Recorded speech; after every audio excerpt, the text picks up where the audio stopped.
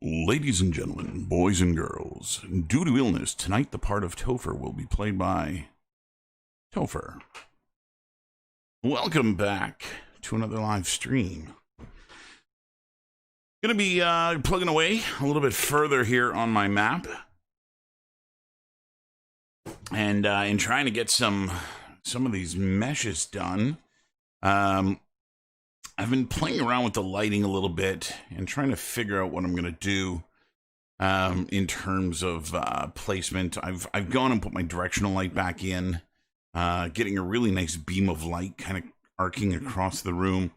I did a couple of things today, kind of after working before dinner, in trying to set this up. I don't know. I was just really unsure as to what I want this to look like. I really like the moodiness of it being in the dark like this, and I really like the way that looks. However, I need it to be visible as well. Sognar, how you doing? How you doing? Welcome to the stream. And so anyway, I kind of played around with it a little bit, threw a directional light in, and you can see I'm getting some really nice kind of arcs of light here now. I think what I might do is go build the window coverings. I'm going to end up putting like old wooden window frames in here as well. And so that's going to block up the window a little bit, but it's one of those things that I don't want to concentrate too much on lighting while I'm still in the midst of kind of building this thing. Now I've been looking a lot at Google, and I've just gone and Googled abandoned basement, and it's funny how much video game art comes up when you do that. Apparently, it's a very common thing. In fact, the very first image that comes up is from ArtStation. In this abandoned basement, someone's gone and built themselves an environment like this. But I've been looking a lot at these images here. In terms of, how much crap is on the floor, the kind of structure here. There's a lot of them have a lot of hangy bits from the ceiling, which is something that I might try and attempt. I really, really like this. All of the crud hanging from the ceiling. It's almost like roots of something that maybe once was alive and is now hanging down. Really beautiful images of clutter. Lots of furnishings here. And so cool, man. Very cool. Sci-fi turret, eh? And so I look at this and I can actually see like here's one wooden dresser or something. Here's another one. Here's another one. Like those appear to be the same object 3 times in a row, with lots of water damage on it, lots of surface damage, and the thing that always gets me about doing clutter is the randomness of what the things seem to be. These are portions of these look like dressers, and then there's like a metal grate. And then, just some metal panel with a hole in the middle. Like, it just seems to be very random. Like, here's a drawer from a filing cabinet. No filing cabinet, but just like a drawer from one. And this kind of stuff tends to really make it feel really nicely cluttered.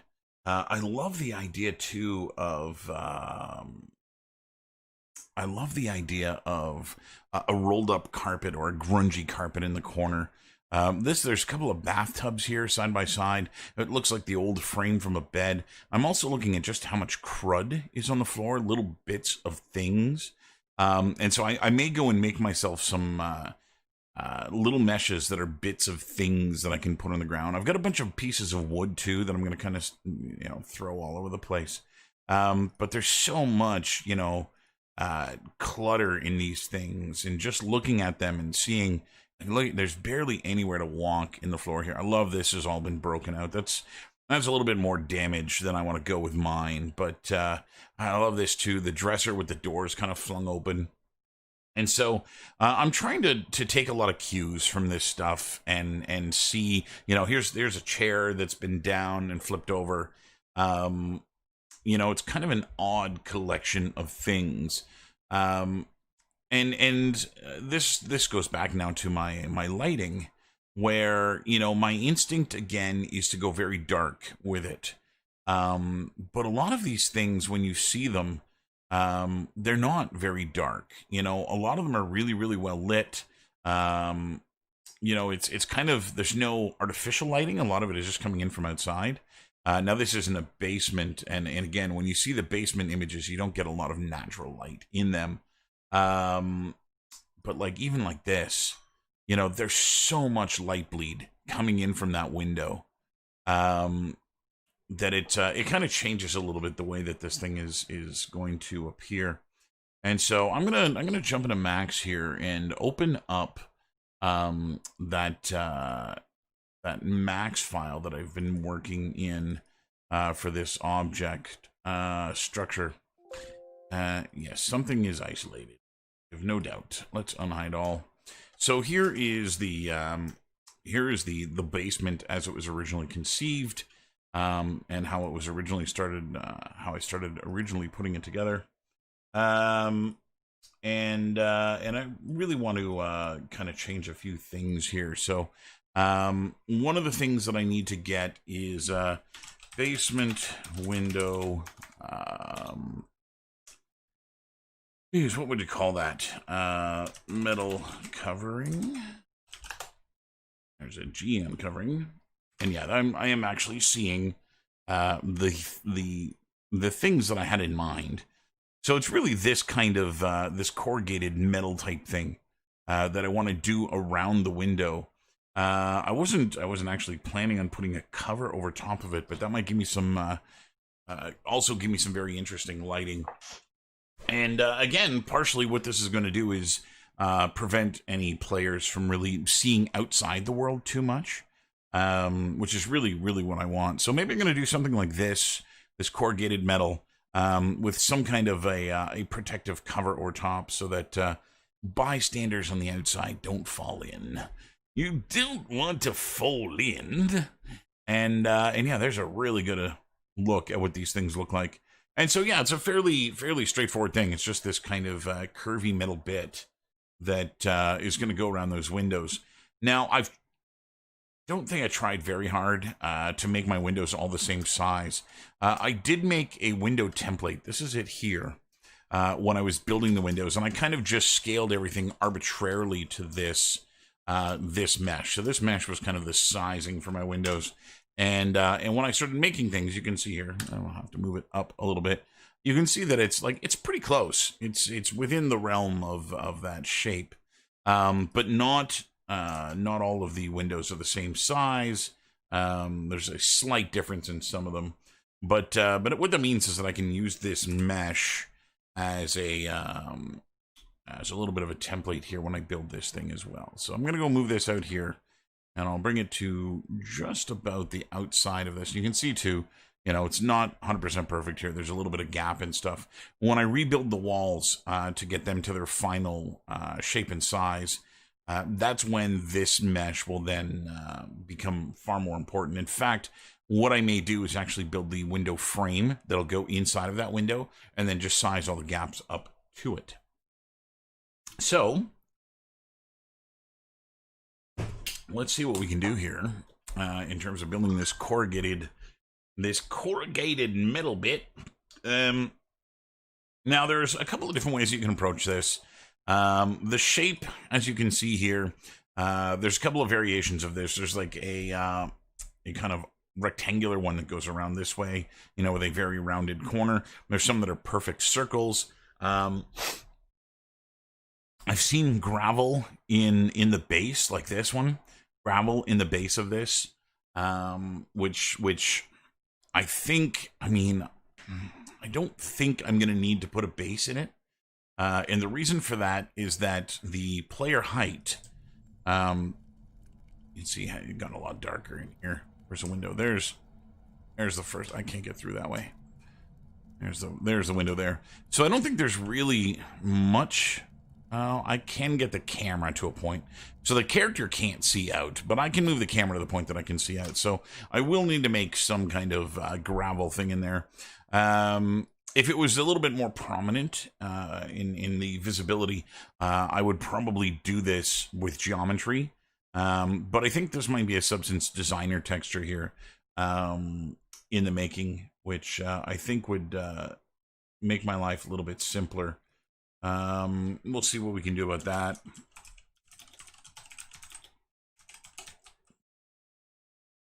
And I need to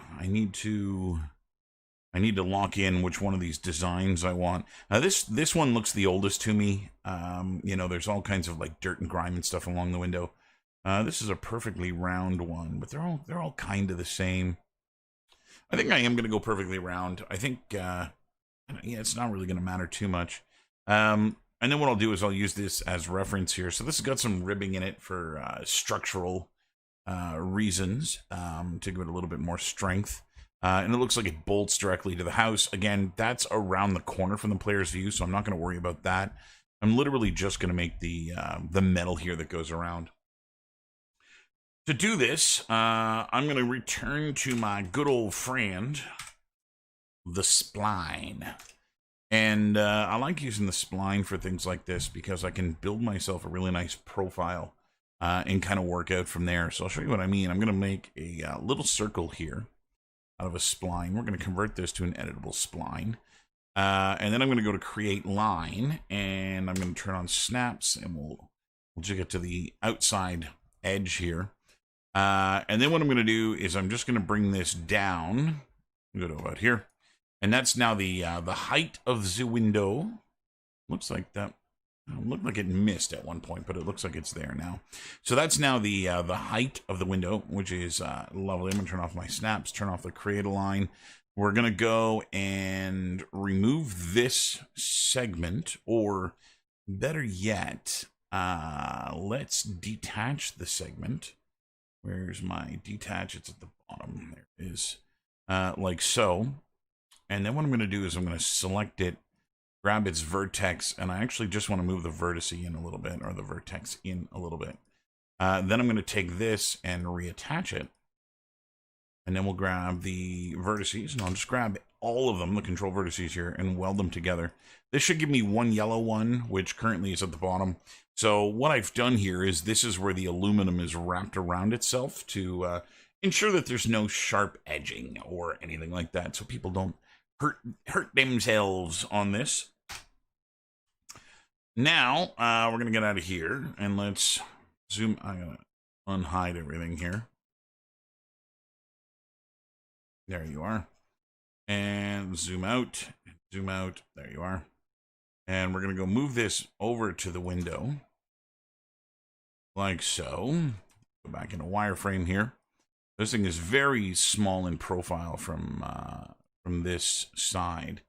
And what I need to do is I need to then kind of extrude this in this rounded shape.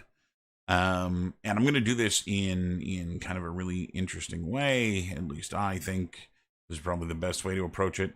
So what I'm going to do is I'm going to create a circle spline that is about the dimensions of the window. So that's kind of where I want the curvature to go. This is going to be an editable spline as well. And I'm going to delete the interior portion. And what I can do now that I have this spline that's the right shape, is I'm going to head over to my utilities panel and go to measure, and I'm going to say new floater. And I can now check and see the dimensions of this spline. So it's going to tell me its length right there, 175.7. And so we'll close that. I'm actually just going to go 176. I'll round it up. And if I go and grab this guy, and now we throw an extrusion modifier on here, and I go and type in the amount, 176, this thing is now the right dimensions that I can arc it in that circle around there. So it's the exact size that it needs to be. Well, that's kind of step one. I want to watch out for my the amount of topology I'm generating here. I'm going to do that by entering the spline, going into the interpolation, And I'm going to reduce this 6 down to 3. And that'll just reduce how many edges I get all the way around here. In fact, I might even go even further. That's 1. Yeah. I don't need this to be extremely high poly. You know, it's not going to be that kind of a mesh. But what I'll do is I'll convert this to an editable poly now. And I'm going to add some segments along here. So select this. We're going to add connections. Connect. And let me spew a few of these in here. I'm going to go 16.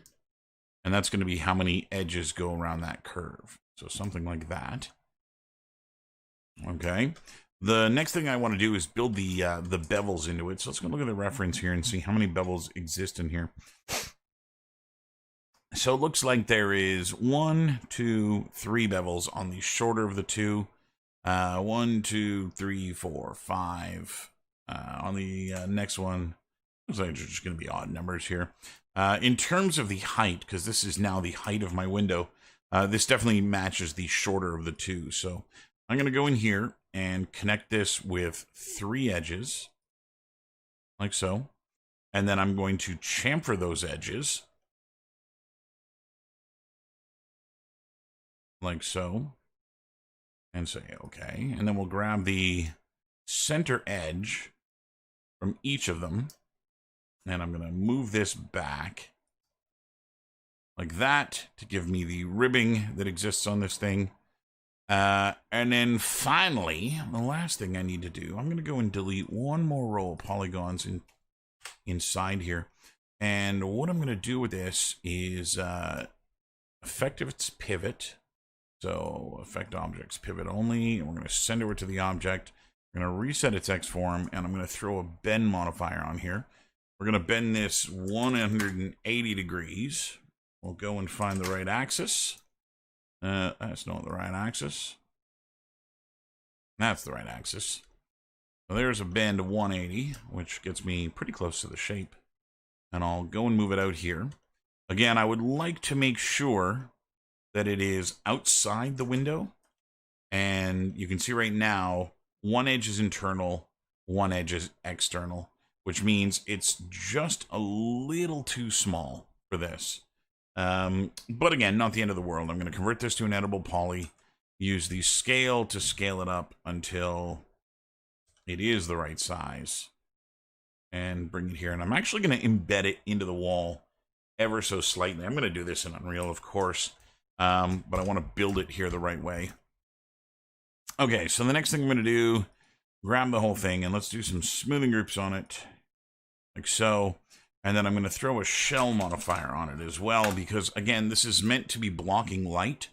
And in order to block the light, I need it to have some thickness. Let's isolate so we can see this. And it looks like I can probably get rid of actually one more edge or one more face in here, which is here. Delete. This is odd. Oh, no, that's right. That's right. So let's see what this does with shell now. Not too bad. So what I'm going to do is essentially delete the internal structure of this thing and just weld this edge onto the one coming up. So I just end up with a cylinder along the top of this thing. So let's convert this to an editable poly, and then I'm going to put a loop in here. And I'm going to delete the first polygon here, like so. And then I can ring all the other polygons and delete them. So now that hole is set on the back face, and all I got to do now is go and delete it on the internal facing. So that would be this polygon, and we'll zoom out to the other side. And this polygon. And then I'll do the same thing in here. Go here. Try and do this from the edge. Easy zoom. Easy there, fella. Easy there, fella. And we'll go zoom in again here.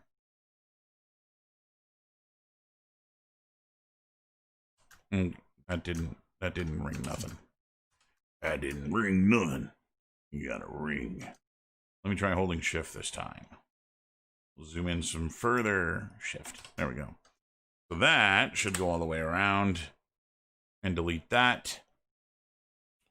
And then I think I'm now free to weld these two things together. And I'm definitely going to do it from here. That's not target welding anything. From here, we're going to go from the rounded shape to the straight shape. And the reason I'm doing it in this direction and not just welding is that those polygons are perfectly planar. They're flat. And I don't want to mess that up because it'll catch light in a funny way. Now, I've been giving a lot of thought in the basement to adding a little bit more of a dynamic area. I thought it might be neat to do some cloth physics in one area. Have, you know, either a tarp hanging down that bifurcates the room, which would allow me to do some, whoops, see, that went the wrong way. Allow me to do some cloth physics and again, just helping the room not be so static, right? That's really what I want, is the room to feel like a living, breathing thing. I don't want it to be, I want it to just look like stills. And so, you know, a series of animated meshes, whether they be, you know, physics driven or anything like that, will definitely help in getting rid of that kind of effect, right? They'll remove that kind of static on everything look. Okay, so what I'm going to do now is just go and delete all of these polygons here. And I'll do this on both sides. Not because I don't want these things, but just because it'll make it easier to delete the core inside here, and then I can rebuild those things. So in doing that, the core is now its own entity, which I can delete.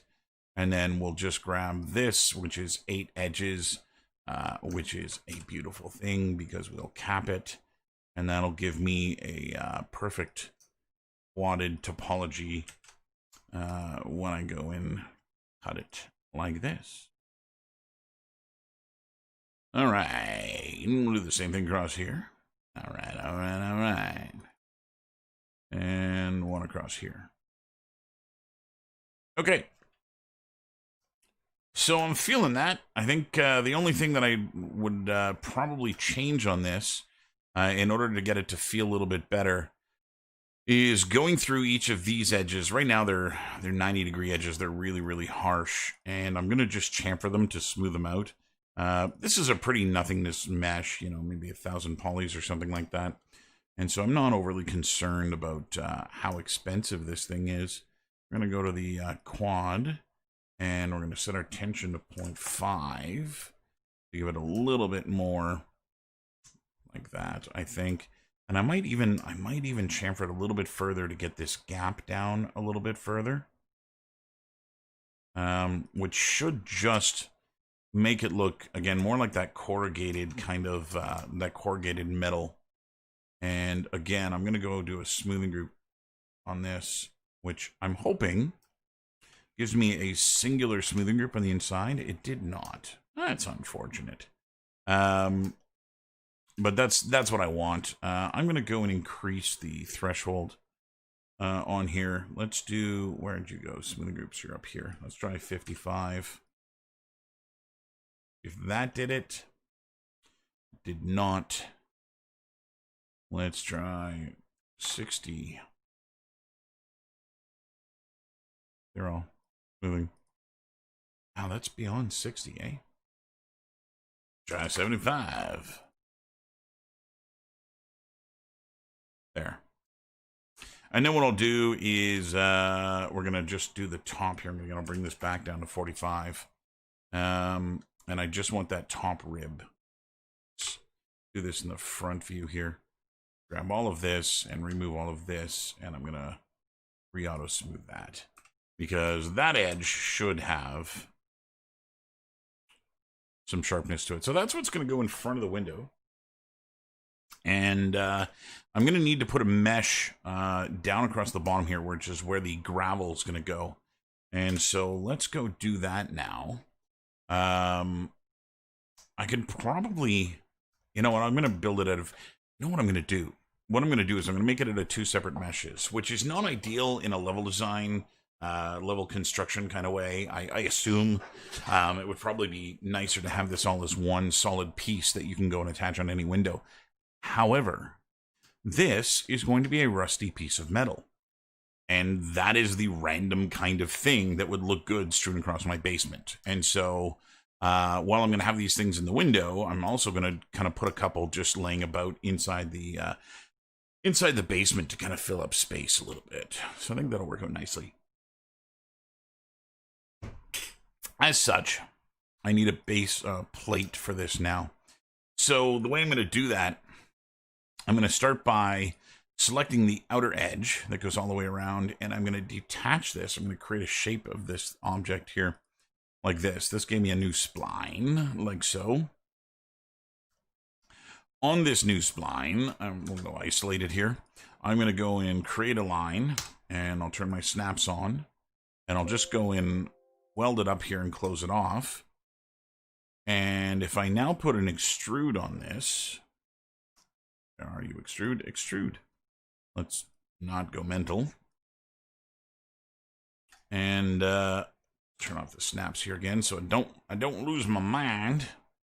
What I'm going to do is I'm going to extrude it up into the metal a little bit. About 1 unit. Like so. So that's just going to be the kind of floor that lives out there. Which I'm assuming... What is... Oh. Like, why can't I see the damn thing? Because there's no polygons. So let's just cap this. And then in the top view, we'll just start adding some cross sections. It doesn't look like there's polygons there at the base. Double check that there are. There are not. Good for you, Max. Good for you. Stupid software. Okay. Why did that happen? Okay. So if I grab this, these are not welded. And not welded. Oh, those ones were welded. All right, so I should be able to do this and cap it now. And again, we'll just set the smoothing groups on this. And make sure I don't get any edges around the outside. Or something like that. So that'll be the floor for the window. So that's where we're going to put the gravel in there. And then I want to put a little bit of a mesh fence or something atop this thing. To prevent injury, so that anybody walking around the outside of the house, when they come across, that's kind of where the ground would be, is about here. Anybody comes walking across the house doesn't fall into this and hurt themselves. And so, you know, some kind of lattice or something. I'm going to go look at the reference again and see if I can't. I don't know what the hell these. Window well cover. That's what I'm looking for. Basement window well cover. And let's see if we can find something that that kind of fits the mood of what it is that I'm modeling. I don't necessarily want something high tech and plexiglass because it's not going to fit with this old abandoned basement. And so I kind of like the idea of the what looks like a barbecue grill. That's kind of a neat design there. It's going to be a little expensive to do that many rungs. With polygons, so I may alter the design a little bit to suit my needs. So let's do this. Let's start with the floor here. I'm going to hold Shift and bring a copy of the floor to the top, like so. Let's go to the side view here and try and get this to. Excuse me. I've got hiccups. Something fierce. Do this. All right. So I think what I might do is actually just use the natural topology that exists in here to create those rungs. And so, you know what? That's not going to work. Because they're spaced according to the curvature of the sphere or the circle and not evenly across. So what I'll do is I'm just going to make I'll make a frame out of this, as it were. And see, let's do this by inserting these polygons. So I'll make the frame about that thick. Okay, we'll delete those. And then I'm going to go and bridge across here. So this is just going to be what holds those metal rungs apart. So that guy. So it's going to be made out of metal. And then I want to put some metal rungs going this way. And maybe one or two going this way. So it might make sense to put an extra edge in here. So I'm going to go in here and in here. And under modeling, I'm going to go and do a flow connect. Oh, that broke it so bad. Okay, we're just going to connect. And then what I'll do is I'll just grab these two edge polygons here and bridge them together again to create the entire ring around the opening. Okay, so this is the frame that's going to hold the grill. Technically, the grill would probably be on the inside so that it's smoother on top, making for less of a tripping hazard. I don't think it matters that much. So I'm going to go make me, let's see, a cylinder. Let's do this in orthographic. We're going to do this in the right view. And I make this thing about the same width, the diameter here the same as the height of the grill. We're going to reduce this down. I probably only need something like, 65, like 6 in terms of edges on here. I don't need this to be a crazy high-res cylinder here. And then we're going to go move it obviously over here. And I don't need any of the height segments. And what I can do now, and in fact, I don't even need that one, but that's okay. We're going to get rid of that. So what I'm going to do is I'm going to place this here. Let's do this in the top view.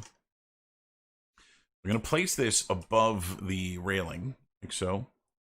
And then we'll increase the height until it covers the entirety of the mesh. So about there. Put that to an editable poly. I just reset the pivot point on this thing. And so what I'm going to do here is center my pivot here. Okay, we're going to then align it to that mesh so that this is now actually centered on the window. And then I want to make some duplicates here that run all the way across this thing. So I'm going to go into Tools and use the Array Mesh for this. And in the array, we want to move these in Y. So I'm going to hit Preview. And then apparently they're gone. We're going to go Y, increment. No, this way. Let's go up. And I don't know how many of these things I want. Let's go see what it looks like in 3D here.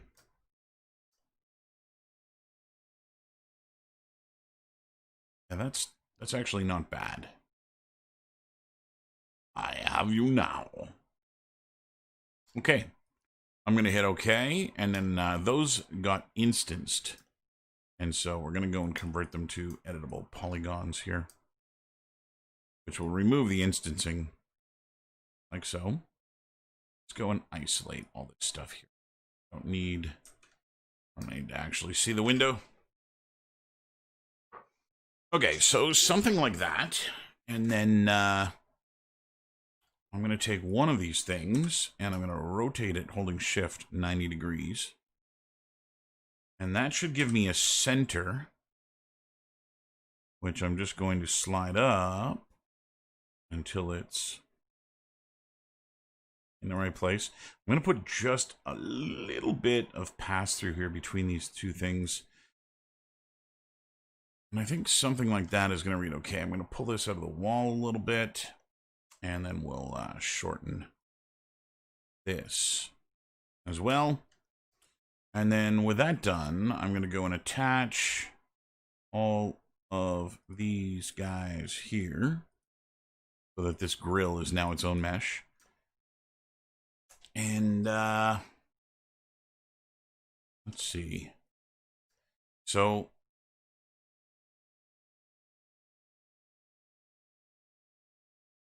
here's my thought process.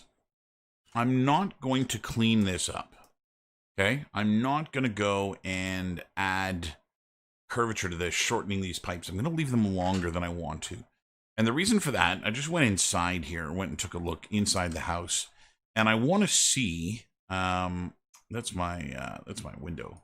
I want to see how much you can see out here. And from no angle can you ever get to the point that you can actually see beyond the cover here. And so it actually does do a really good job of preventing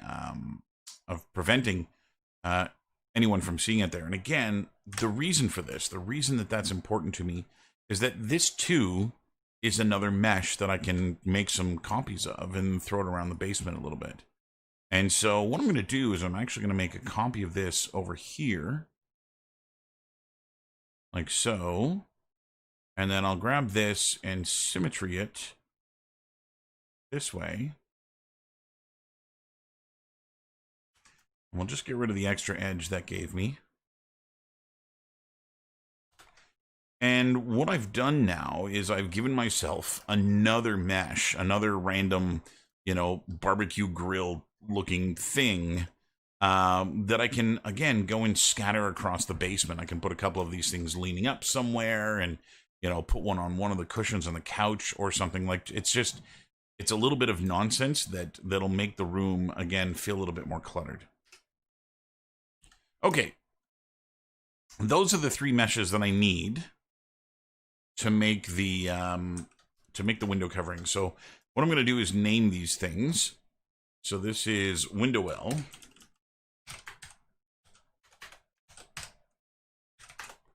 And I may as well underscore low.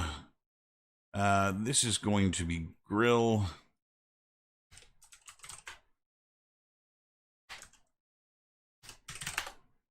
And I may as well say underscore low. And then this is going to be window well floor low. So that'll give me 3 meshes now that are going to work really, really nicely for covering up those windows. So let's do some UVs on these things. There's probably no reason to go into Maya here to unwrap these. These are insanely simple meshes. So I'll just do the UVs inside of 3ds Max because that'll save me a wealth of time. So I'm going to start off with this edge here and this edge here. And I'll do the same over here, all the way down, and then all the way across. And I'm going to break that. Trying to remember what software I'm in. And we'll go to an iterative relax on this. I know a lot of students that I've worked with in the past that have taken texturing and materials at school really hung up on using the pelt mapper. Like it's this fantastic tool that does this brilliant job of unwrapping for you. And the pelt mapper was really fantastic when it first came out, but that was because the magic of the pelt mapping was the relaxing. It wasn't actually the pelting. And the relaxing you can do without actually pelt mapping. And so I don't actually use the pelt mapping because I don't really find a point in it. I'm much quicker. Let's break that. I think there's another edge that's going to cause me a problem there. I'm much quicker at actually just deciding where I want my edges to go, breaking them as I'm doing here, and then just doing a relax on this object. So I don't think that got completely separated. Oh no, it totally did. This one, Weird, this one did not. Let's go double check here. That one's cut. Yeah, and that one's cut.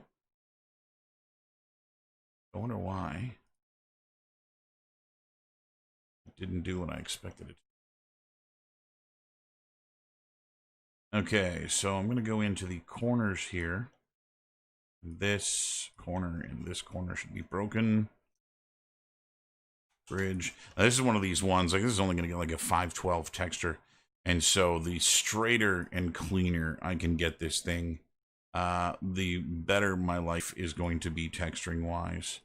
I'll get more out of my texture if I'm able to do it like this. So let's do another relax pass on this.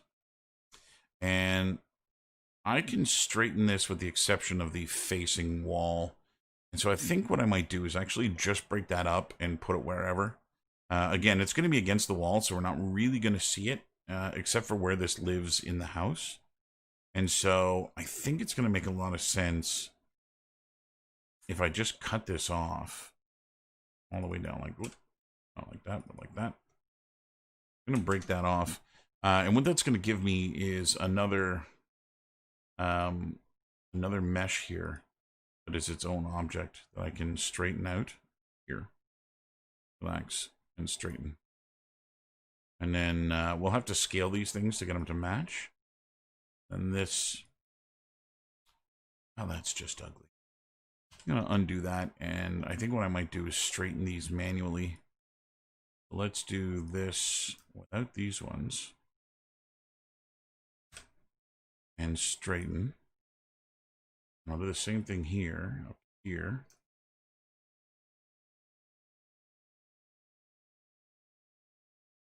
I'll straighten.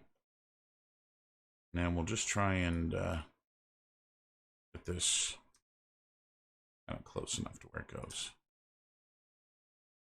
About there. I'll do the same thing over here. Grab this. Get it kind of close enough to where it's supposed to be. Make that rounded shape. And let's go preview a checker pattern on here. Just so that I can see compressed or not what I'm getting. So this is the thing that I really hate about Max and Maya, is that this mesh here is perfectly straight. You know, did exactly what I wanted it to do, but it compressed this row of polygons in the UVs, and that's making the really nice squares get squished in together. And so Max was able to get it really straight, but it didn't really care about ratios in terms of stretching this stuff out. And that I find really, really bizarre, because that's kind of the important part of doing this. And again, I can go and get these things to line up, you know, a lot better. But if I go and do just a quick relax on this thing and then straighten it, like all those ratios get broken again. And so that's a shame, because it's such an easy process to do. So I'm gonna, instead of using the natural straightening that's here, I'm just gonna do this kind of one edge at a time, working my way down. Like this. This would be a lot easier if I had a shortcut for next ring down. There may actually even be one that I'm just not aware of. But all I'm doing here is just flattening these things out vertically. This is going to give me perfect UVs when I do this, or at least close to it. And so, pain in the butt, but kind of worth it in the end. And there's another thing that's different with Maya too, is that if you double click on an edge that is a border edge, in Maya, it'll actually follow the border. Whereas in 3ds Max, if I double click this edge, it just does that edge. And so there's some really, really stark contrast to how the tools work in the two software packages, which is, again, absolutely mental, considering that they are siblings in terms of where they come from. I don't know what kind of inner politics there is at Autodesk between the two teams that creates these software but they definitely have different theories and different processes when it comes to how to build their software, because some of these things are just absolutely backwards from one another. Okay, so there's the last one. Now I'm gonna cheat the other one here by doing a one vertical edge. And instead of doing all the middle ones, what I can do here. I'm good, man. I'm good. How you doing? Welcome aboard. So what I'm going to do here is just evenly space out my edges, which is going to straighten out everything. The shortcut that I have doesn't work. Loop, grow loop, shrink loop, ring, grow ring. Yeah, and that doesn't actually technically do what I wanted to do. So we'll just kind of plot away here and doing this. All this is doing is just spacing the vertices evenly, and because that... Oh, yeah, that's broken. Okay, I'm going to call that done. Actually, here's another shortcut I can do. I'll relax this again. I'm going to go and grab the whole thing and just keep the outer boundaries and relax it, and that'll get me a little bit closer. That's funny, that actually looks like it's compressed in here too. I don't actually think it is. I am working on the inside. Oh, I wonder how that looks compressed. Anyway, turn that off.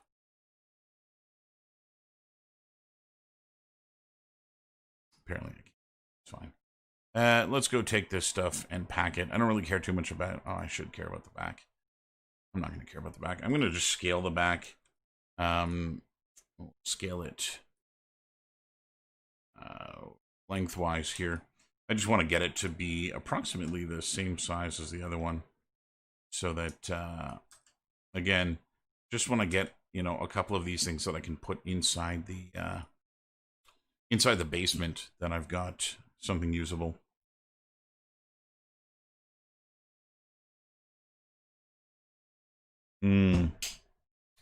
Entomology is definitely one of those things that people play with for a long time trying to get right. Have you looked at the Art of Moving Points? He's got some really good. It's a book by a guy, former artist from Pixar, and he's got demonstrations of the topology that he uses for his characters, and he's got a really good example of hand topology in there that's decent to look at.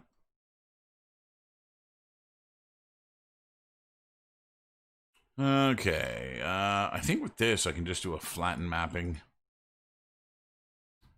and then what I'm going to do here, what was that? Face that didn't get any love. I think what I'll do here is just grab all of these guys and then just do a planar map on them, like so.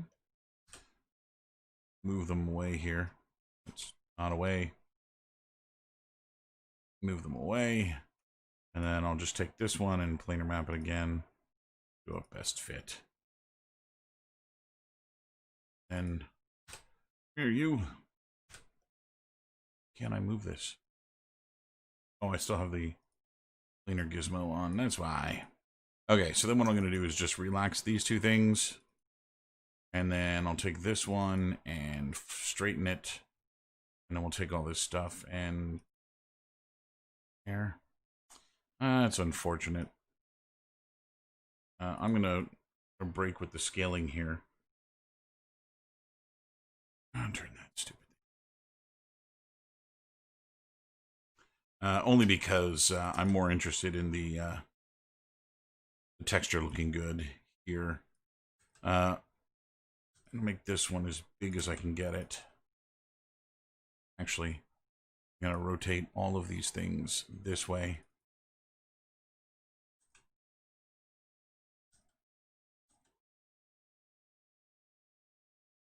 So there. All that done. And then we'll grab this guy. Now what? Now what, Max? What are you going to throw at me now? So now I can't select anything. So we're going to save and dropkick Max in the face. Close the damn thing. And we'll pop it back open again.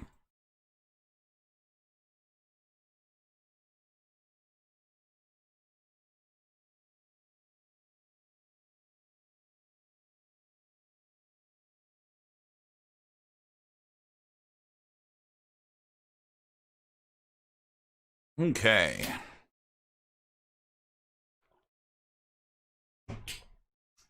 We'll crack open that file again. And isolate. So I don't know what was going on with Max there, but it didn't want me to select anything. Wait, what is this?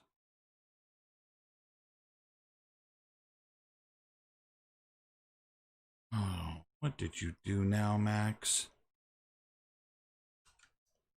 What happened to my mesh?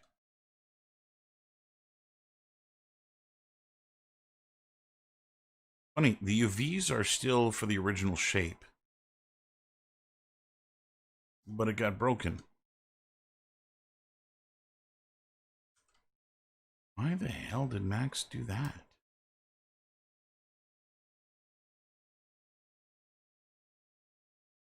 Don't understand.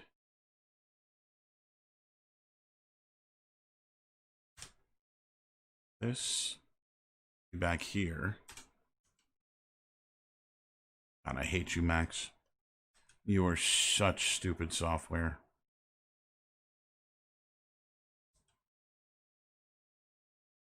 This should have been back here.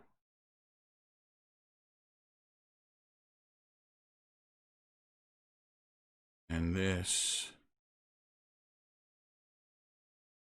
goes back here.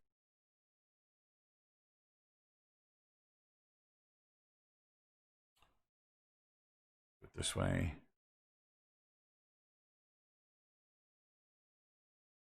What? I can't do that. Don't want to scale it any other way.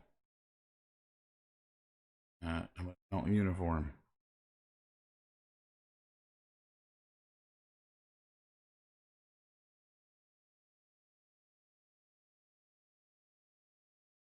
Okay. Put a little bit more here too. I actually see exactly where these things go. Just baffled that they moved.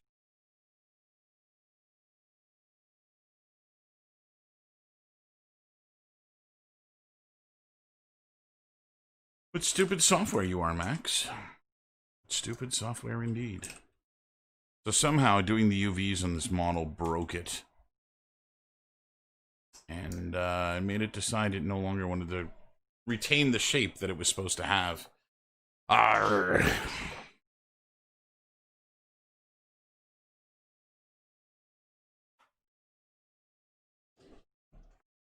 I hate you, Max. I hate you.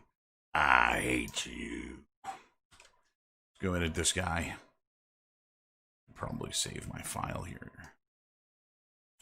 Okay, so let's go see what this looks like.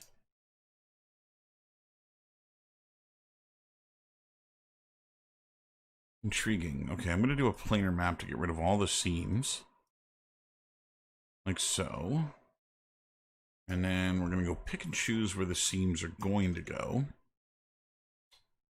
I'm going to put these ones down here. Like so. So. And like so. So I'm going to break those. I'm going to convert this to an editable poly here. I have an additional edge that was created from the symmetry that is not only unnecessary, but I have installed Blender, and I I then changed computers and didn't bother installing Blender. I hate the interface that Blender has. I hate the control structure that's there. I hate just about everything about Blender. As much as I gripe about 3ds Max, and how stupid it is, it's still incredibly refined when compared to Blender. And I've tried so hard to give Blender a chance. But it's trying to do everything. You know, Blender is trying to be every software. It's a half-assed version of Autodesk, and it's a half-assed version of Pixel Logic, and it's just pick one thing and get really good at it. And I think part of the problem is that it's open source. So you get a ton of people that are like manipulating it and trying to play around with it and stuff. And really, I think the only thing that Blender has going for it is that it's free. And I get free licenses to Autodesk stuff by being an instructor. And so that negates any benefit of using Blender to me. I understand a lot of students use it, and a lot of students, you know, are broke and, you know, want to make their own games and stuff. And free is definitely the way to go if you're in that boat. But I'm not in that boat, and I don't want to be in that boat, and I don't even want to see that boat.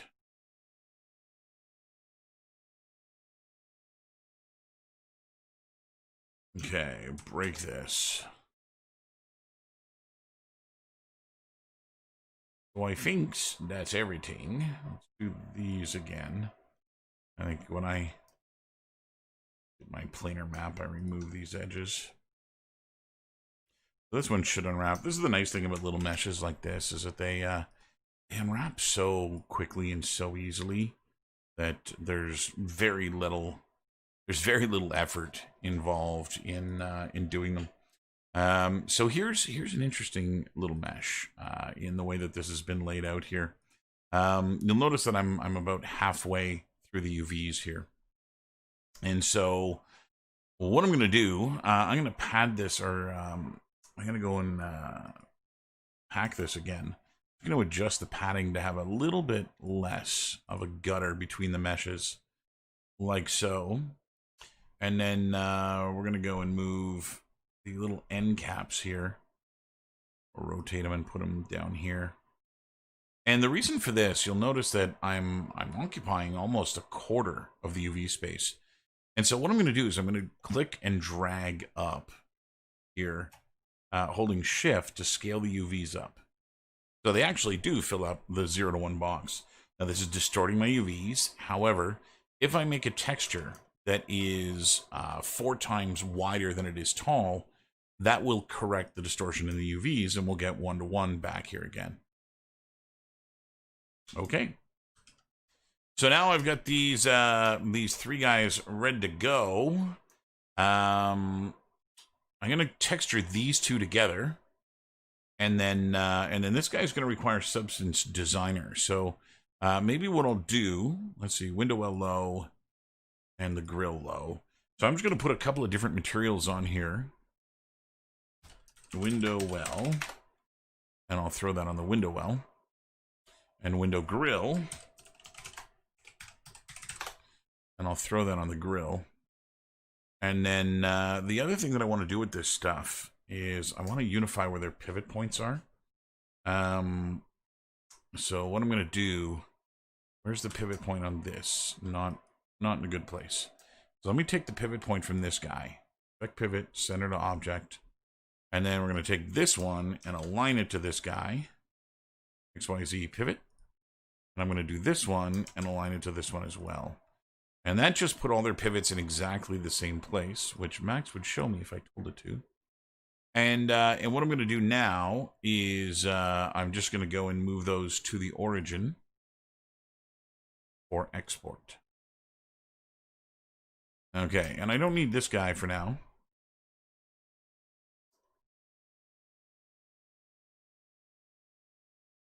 What is that?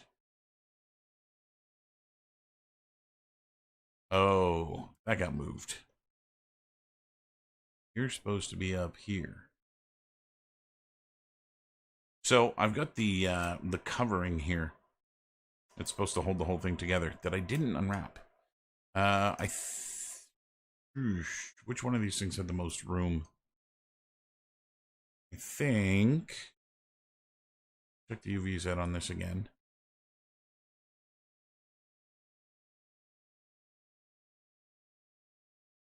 Yeah, I think what I'm going to do is I'm going to put them in here. I'm going to rotate these guys. Tuck them in here. Like so. And I'm going to use the blank space here to fill that guy. So we're going to convert this to an editable poly. Select the two meshes. And then go and unwrap again. That should be a pretty straightforward endeavor. It's not an overly complex mesh. I'm going to bring it out here. And then we're just going to separate it into two boxes that can be straightened. So these edges, screw off. I really wish that Max would stop trying to predict what I want to do. Because it's never right. It's always incredibly wrong. It never knows what I want to do. And that's a pain. Because when it guesses and it gets it wrong, I have to go and undo its guess. And that sucks. It would be way faster if you, Max, just let me just have confidence in my abilities. Just let me decide what I'm going to do. You stupid frickin' software. What is going on here?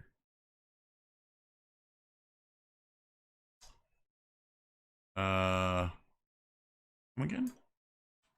Let's isolate this mesh here for a second. That edge goes all the way around, which is right. Ugh, go away. I never want that on. That is a problem. Stop showing me this. This has to be edge mode. This has to, this.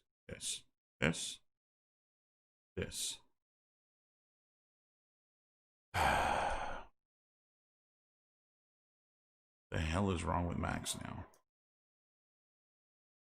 It is worrying me that the simple task of selecting edges is confounding the software. There we go. Straighten out. What? How is that? I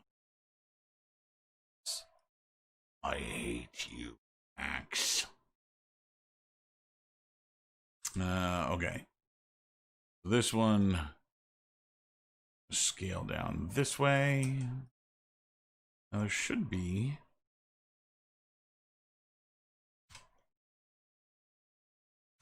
Yeah, that is not what that should be. Let's undo that. Undo my scaling. Let's move this out of the way. There should be 4 even edges here, which is not what I'm seeing. And that's these here. So we're just gonna scooch them together a little bit. Like so. And like so. That looks pretty even across there. And then I'm just gonna take the whole damn thing and scale it in this way. That looks all right. All right. Let's go up here and see what we can do with straightening this out. And again, I got to straighten it manually because Max is like an idiot child. Can't do anything.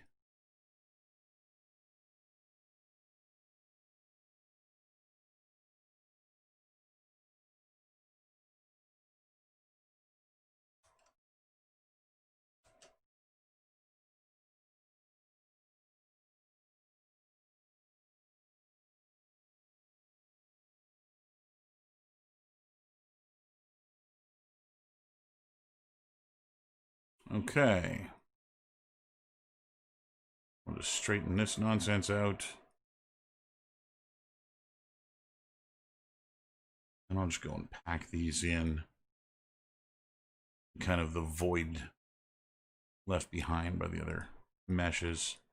That should give me something pretty usable. Okay, so this one needs to rotate. This one won't scale. Needs to scale. I just need to go put them in here somewhere. I'll just get this one to fit here. And I'll put this one in here. And there. Voila. Let's get out of here.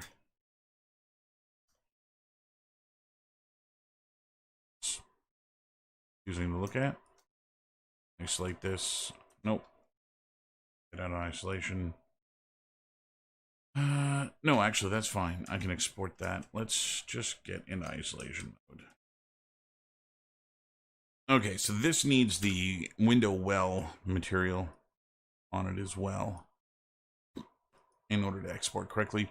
So, export, selected, projects, cabin in the woods, FBX, window well. And sure, do everything you need to do. Let's do high poly. We're just going to chamfer this. We're going to use unsmoothed edges. We're going to bring the amount way down. Add turbo smooth. Give it some iterations. Voila, high poly. Export selected. And this is going to be in the OBJ folder as an OBJ. Window well. Okie doke. And I can then delete my modifiers. Get my low poly back. And we'll save the scene here.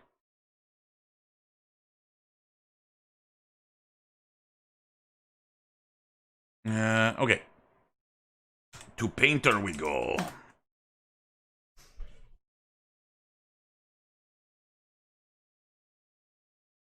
And let's see what we can do here inside of Painter.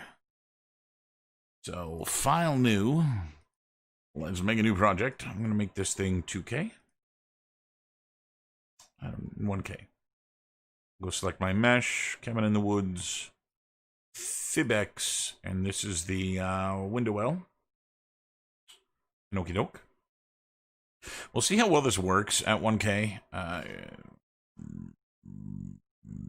Should be all that I need. I'm gonna bake this at 1K. And we'll turn up the dilation. Add the high poly.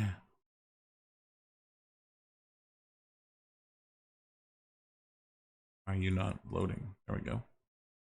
That's fine. Anti-aliasing. Match by mesh name. No. ID map. I want mesh color, apply to all. Common, did that have an apply to all? It did not. Okay. Ambient occlusion, crank it up. We're gonna match by mesh name. And apply to all. And then the thickness, crank it. And mesh name, apply to all. And bake all texture sets. So we'll let this go. We should have, in a very short amount of time, a very usable set of textures here.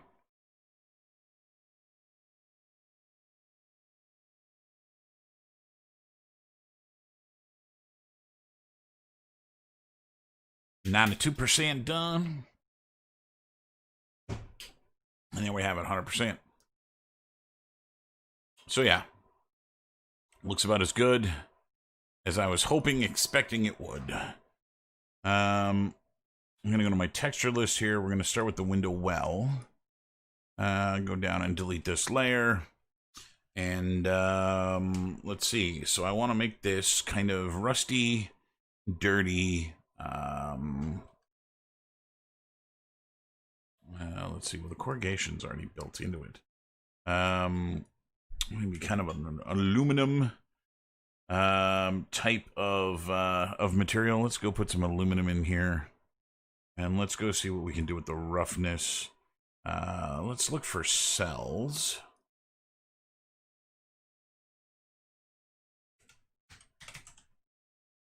And let's see what we've got in the cells here.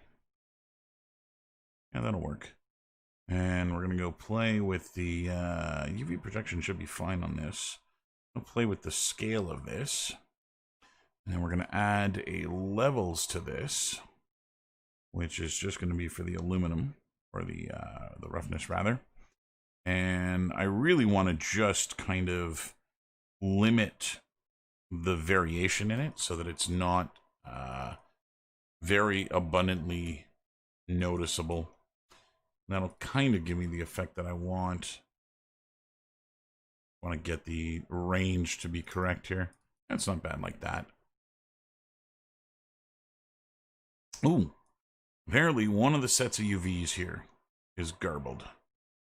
It looks like one edge didn't do its thing. Oh, and looks like one back here did too. Look at that. That's gross. Okay, so the fix for that is instead of using UV projection, I'll use triplanar. And it's going to get blurry back here, but I think that'll be okay.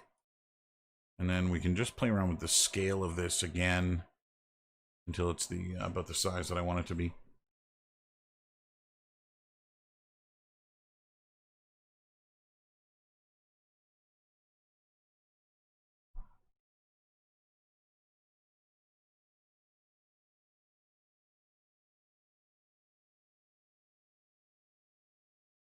So now, let's see what's next. We're gonna add some dirt, add some grime. Again, I'm gonna put that floor plate that's gonna go here is gonna have gravel on it, and so having some scratches and dings and stuff on here is gonna work in my favor as well. So let's go back to the aluminum here. And maybe what I'm going to do is add a fill layer. And on that fill layer, let's just do this in the height. And in the height, let's go and look for some scratches.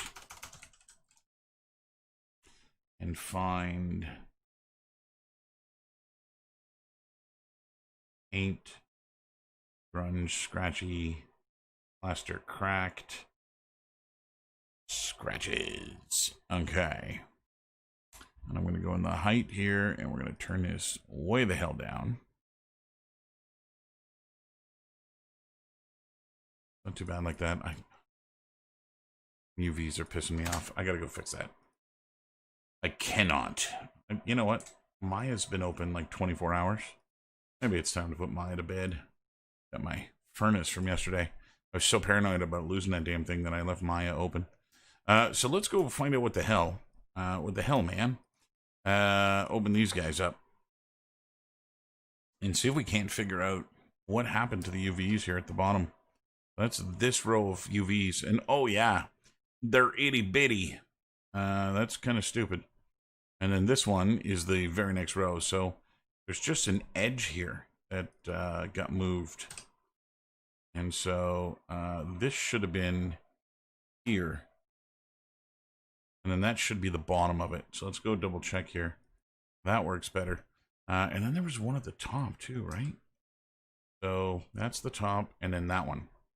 Yeah, so this too, another edge, this edge, somehow got moved away from the shape it was supposed to have. Invert that over. It means I'm going to bake again, but Sarah. Export selected.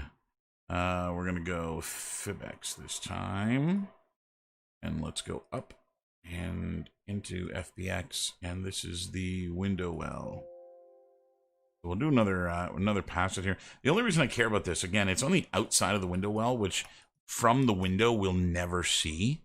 The only reason I really care about that is that I want to put a couple of these things in the basement. And that's not going to work so well. And so I need to get that that looking better. Oop. In order to make it work. Now my bakes are wrong as is, but I just want to see how much that matters. And it doesn't look like it does. Because I'm doing a triplanar projection, I think it's going to be okay. Okay. With this, we're going to go in and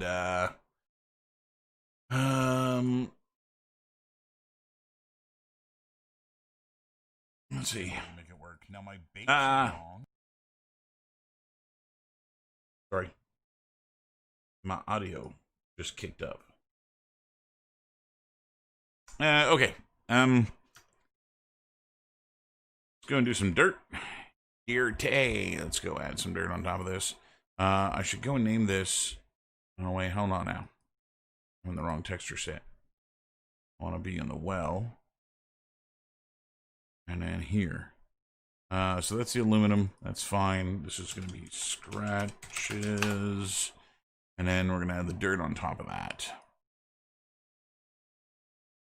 Actually, let's rust it a little bit first. Let's not do this. Let's add some of that very fine rust.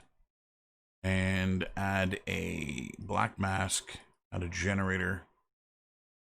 And the generator will add dripping rust. And now we can kind of play around with the dripping rust here.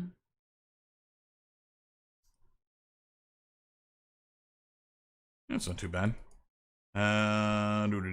Drip intensity, we'll increase that a little bit. Okay. Not too bad. Not too bad, not too bad, not too bad. That'll work. Now we can go and add the dirt on top of this.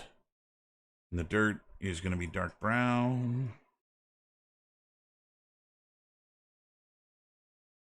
And we'll add a black mask generator. Go and add the dirt to the generator. And let's go and increase the amount of grunge. Bring the level down a little bit. Okay.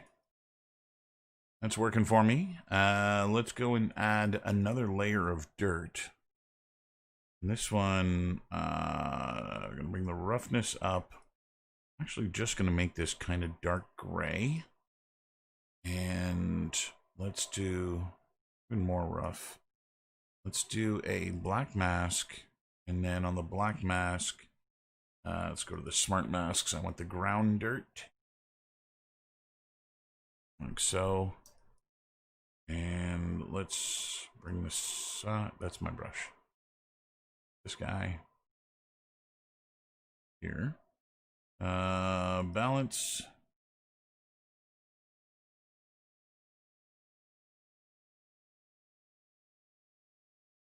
Extra up a little bit. Little Nightmares I have not. I've seen it. My time for video game playing right now is incredibly limited. And I haven't got a lot of time to play a lot of things. Is it any good?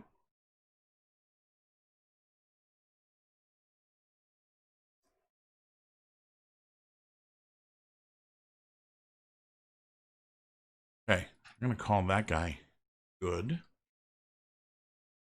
Let's jump on over to the grill. The grill I actually want to rust out a little bit more than this. The grill was never going to be aluminum though. Let's go into my materials here.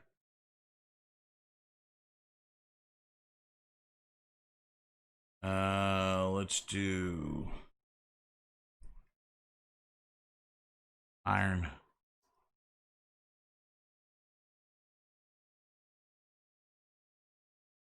Oh yeah?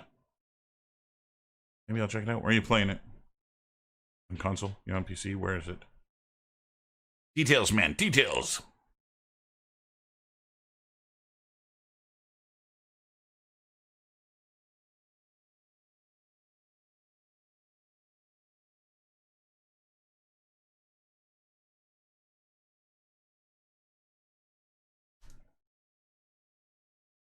Oh yeah? Yeah, it's funny when you start getting into game art that you those things start becoming more apparent to you.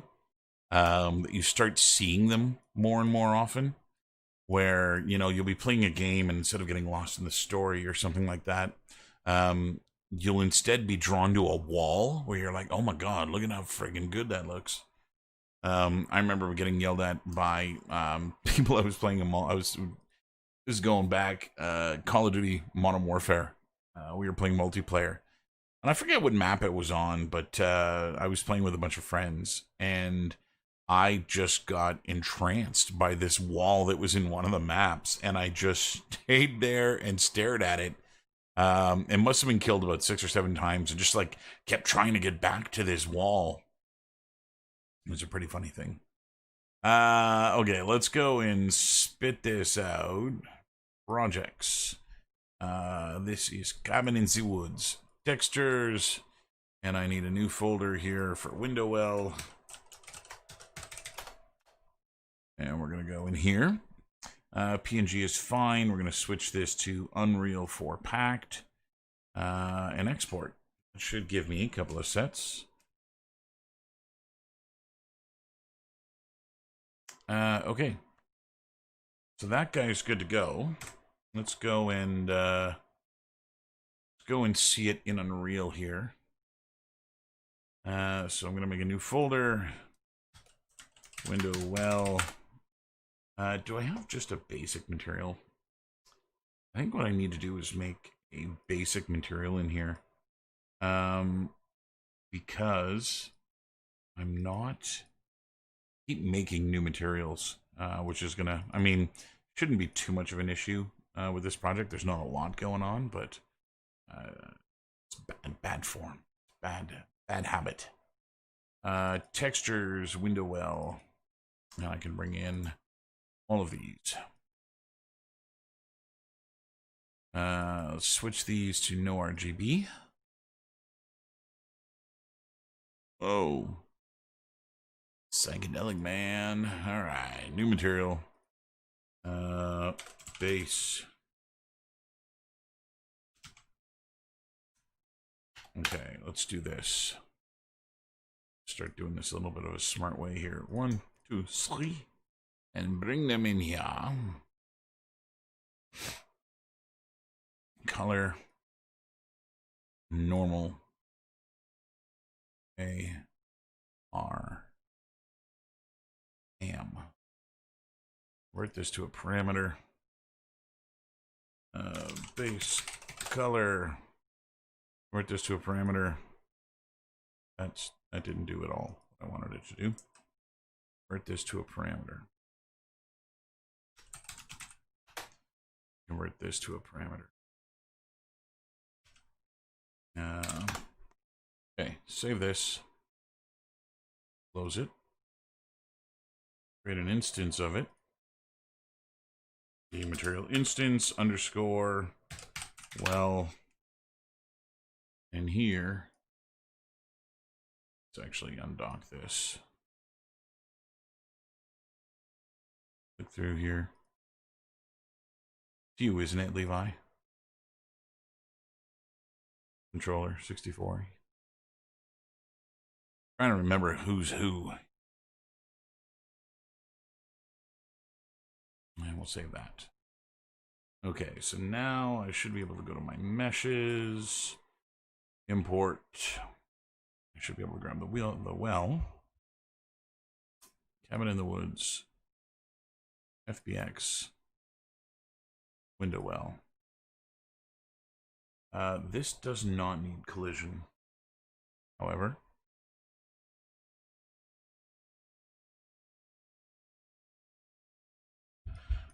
Pull this off here. Go into the window well.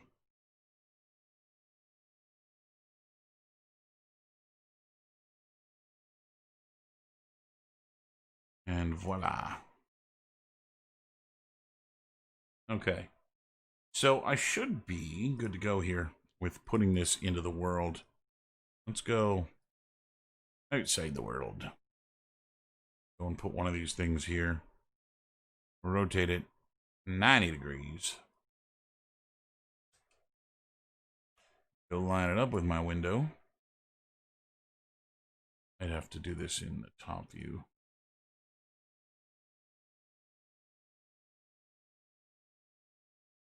Oops. On out of there. And again, it wouldn't kill me to have a little bit of penetration between the two meshes.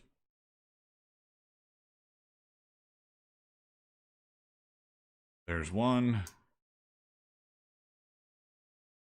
I can see that these ones are actually quite a bit smaller. My well here actually goes well past it. But again, not the end of the world. Let's rotate this. And here.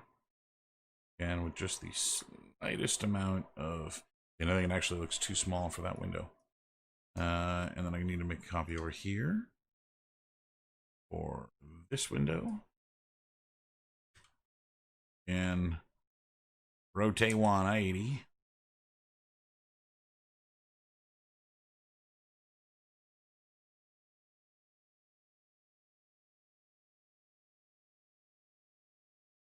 I think there's only two left.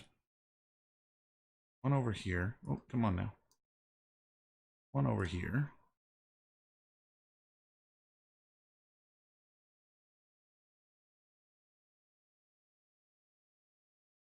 And the last one's by the stair. Over here. I recall I didn't put any windows on that wall. It's funny, when I was doing the layout for the house and plotting where everything was going to go, I was actually thinking about lighting in Unreal when I did this. And that was my main that was my main reasoning for putting everything where I put it, which is kind of a funny thing. So I've got them a little too low here, so I'm just going to globally move them up. This might actually be easier to do inside. I don't have the floor mesh in there yet. I will go and add that. But that is what's going to happen to the windows. So again, you will be able to see outside, but only just narrowly like this. So I'm going to do another lighting build here. Now I've gone and played with a lot of my lighting settings, so my lighting does take a little bit longer to go.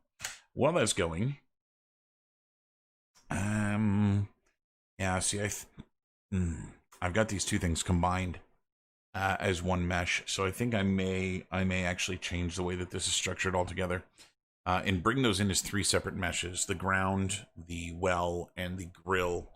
And I'll combine them into a blueprint that I can place. And I think that's going to be, I think it's going to be easier to do. But anyway, that is the outside of the windows. You can see there's not much of a sky going on there at the moment, but that grill is catching the light really, really nicely. And then once I've got the floor in here with the gravel on it too, like you'll be able to see it from that angle. And that should, whoa. Maybe best not to Unreal while I'm doing my light bakes. There we go. So lighting is done, and that's that. There's not a hell of a lot lifting through here. But that was the idea. So that kind of killed completely my directional light, which it might be time to go and visit now. Oh, my directional light's not even in here. Let's go and throw a directional light in. And the reason that I want to put this directional light in is I want to see what kind of shapes I can get on the ground with this thing. And so I definitely need to rotate it a little bit. I don't want them to be completely linear like that. And that's not bad. They're getting a little small at that point. Anything coming in over here? Oh, it's lighting up the inside of the well, though. That's cool. I like that. And in this window, yeah, there's nothing. Nothing coming in from this window. I may end up putting like a street light or something outside, just to let a little bit more light bleed in. And then this one is going to give me the same shape as that one. I'm going to do another light build. and see how that goes. Now, while that's going, I'm going to go back to 3ds Max here. And let's see. I've got 2 tasks. There are 2 tasks ahead of you. Determine which one I'm going to do. So I've got to make the substance designer gravel. I've got to build some more assets for the interior.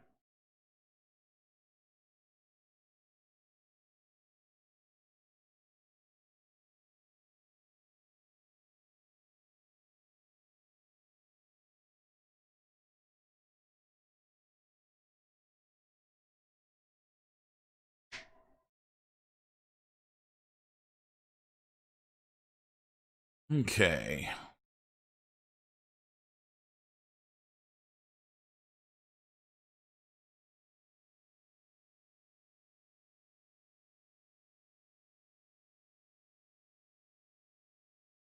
I'm going to see what I can do here about starting to generate my gravel, I think. I think that'll be most interesting for you guys. Just watching me unwrap and texture things, it's not the funniest in the world. And so maybe what we'll do is that I'll jump over into Substance Designer here. Let's go back to Unreal, see what the light bake has done. Ooh. So I've got to fix the light bleed on my walls too. It's messing with all of my meshes. It makes them look pretty terrible. That directional light should be movable, which will change it a little bit. Let's go build this again. Let's see if that gives me a better effect here. And let's go up and up Designer. Let's see what we can... No, you didn't. There we go.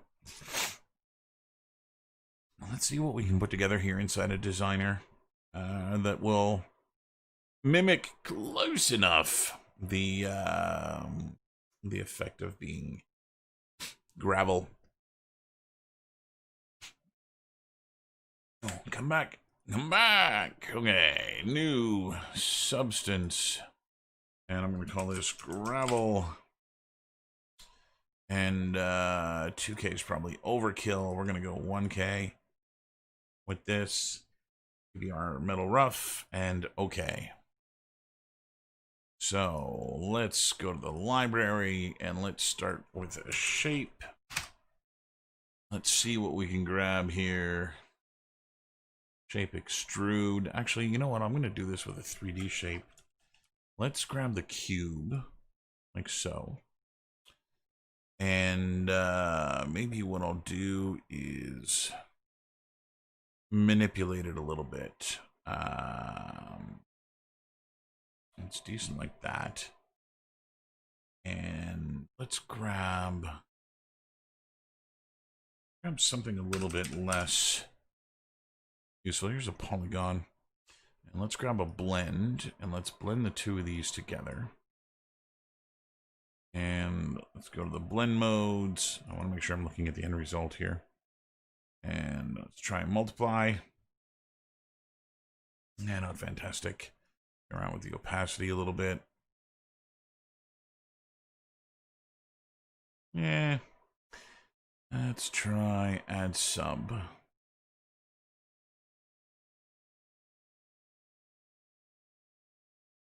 It's not fantastic. Max, min. Oh. Okay. Okay, I kind of like what's going on with min here. It's not too bad. Let's add a levels. Where are my levels? My icons are so small. Add a levels, and let's bring the let's bring the whites up. Actually, let's leave the whites where they are. Bring the blacks up to sort of lose the outside of this shape a little bit. It's not too bad. I think it's going to look a little too even. So let's grab a gradient. Let's just take a linear gradient. Let's blend these two together. This one, this one. This is just going to be a multiply straight out. And then let's try and grab the gradient. Let's rotate it sideways. Well, that's a little bit better. A little bit better. I'm going to grab another levels here at the end. Just try and get a little bit more of the whites back out of it. And it's still really, really even. And so maybe what I'm going to do is warp the polygon. Grab a directional warp. And we're going to warp the polygon. Again, I want to be watching the end result. And let's go grab some Perlin noise. And I'm going to have to play with the scale here of this a little bit. We want it to be much smaller. Let's go to the directional warp. And let's increase the intensity of this.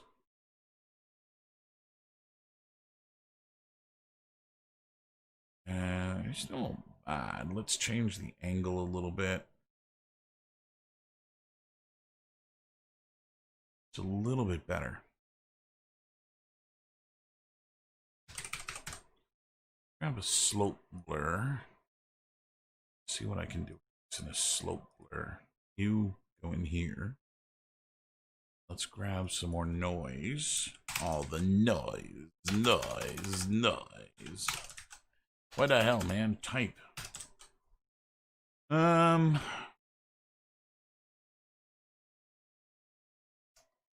a grunge map here. Let's try this guy. Let's increase the number of samples and bring the intensity down.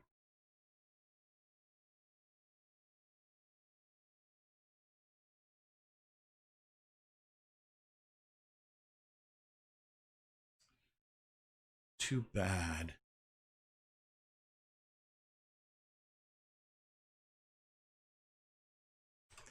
Not good. It definitely likes my contrast. It's not doing anything at all. Yeah, okay, maybe we'll come back to that. We'll come back and revisit that again at some point. So essentially this is going to be one of my rocks. Which is going to look like this. Give me this kind of weird shapy dealy.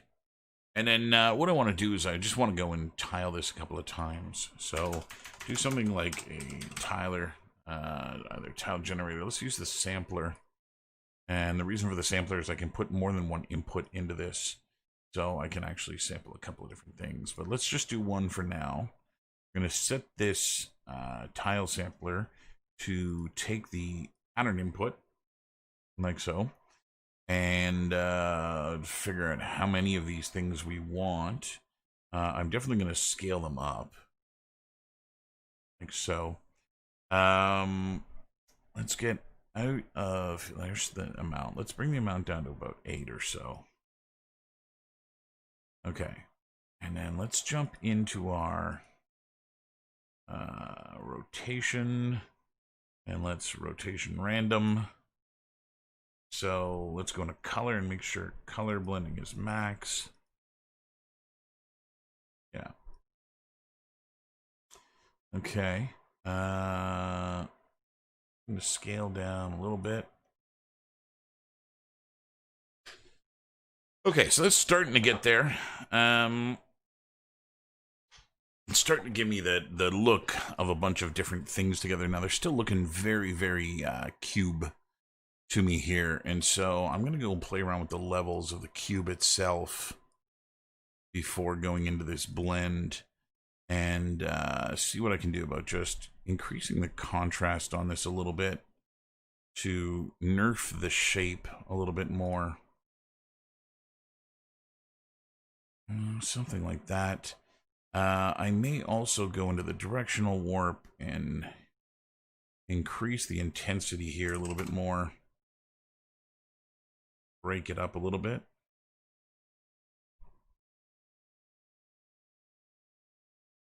Now, go into these levels. Drop this down a little bit more. Let's go back into the tile generator and find the spacing. It's the interstice.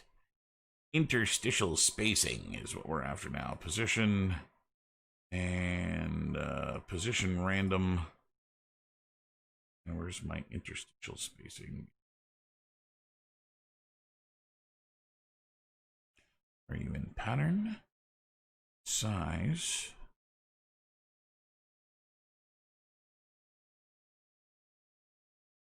Something like that. Scale random. That's gonna work better. Where is amount? 8. Distribution. Rotation random. Symmetry random. Size random. Size scale. Position offset. It's just a offset. Let's move this up here. Displacement map intensity. Nothing. I'm not using those inputs. Rotation random multiplier. Definitely not in color. We don't have interstitial placement with these ones. Anyway, this is going to go into the normal. Into normal, it's already. Oop. And now we're going to increase the strength of this normal.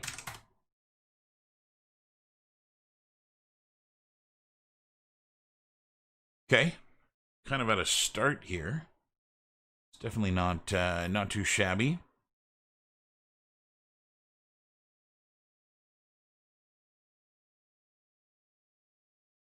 The next thing I want to do is just kind of repeat this again, do another one. I'm going to take this polygon and bring the number of sides down 1.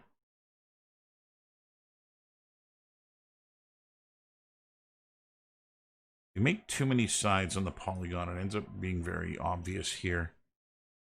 And I'm going to take the directional warp and bring the intensity down a little bit.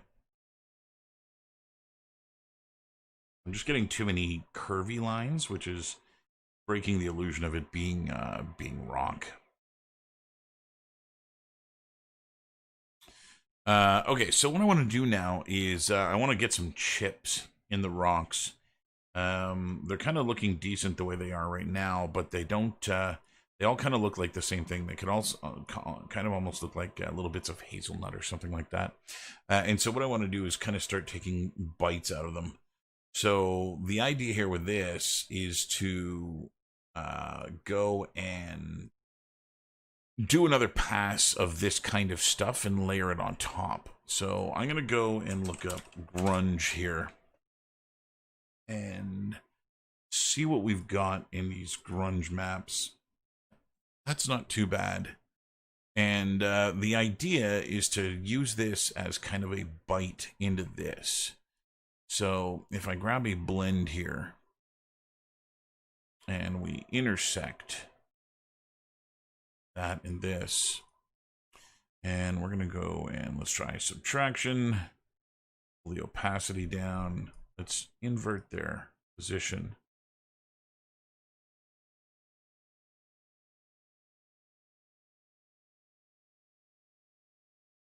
We don't want subtraction, let's add linear.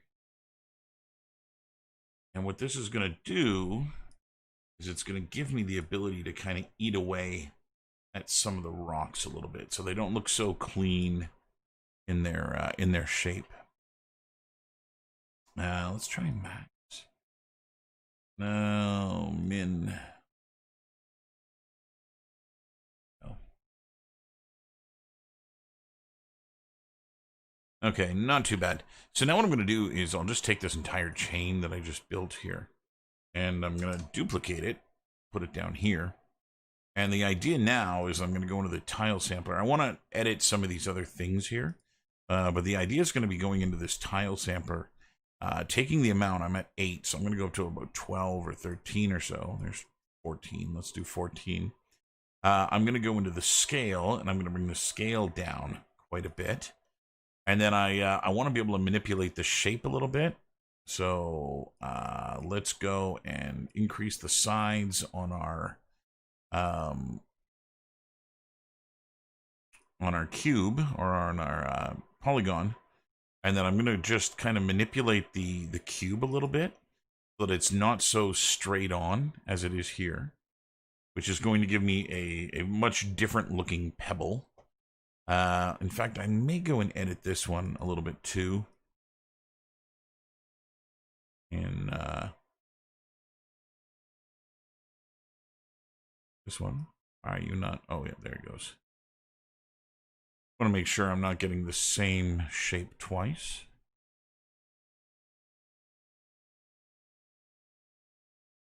Something like that.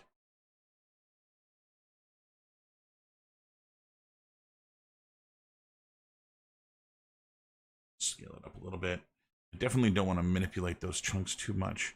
And so anyway, so what this is going to do is it's going to give me two different passes of the gravel. So there's this guy, and there's this guy. So I've got two different versions of this. The end result of my blend here should be the same. And what I can do now is blend the two of these together. That's going to go in there, and that's going to go in there, and this is going to go in here. And then we'll take a look at this guy, and we want to blend max. And then I'll go put some smaller pebbles in the mix. And I might go into that smaller pebble tile generator and increase the amount even further. Go to 22. And the size might be a little small. Bring them up a little bit.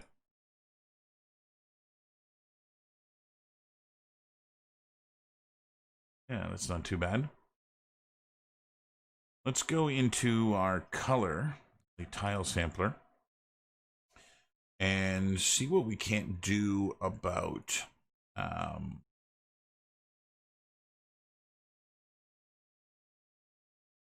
varying the color here a little bit. So here's color, and where are you, color? So mask, random, and I want to, there it is, color random. I just want to add a little bit of depth to them here by adding some of this random color variation. But some of them are dark, some of them are light, and that'll kind of push them back a little bit. I can do the same thing with the big ones here. Add that color random to it to kind of shift which is forward and which is back.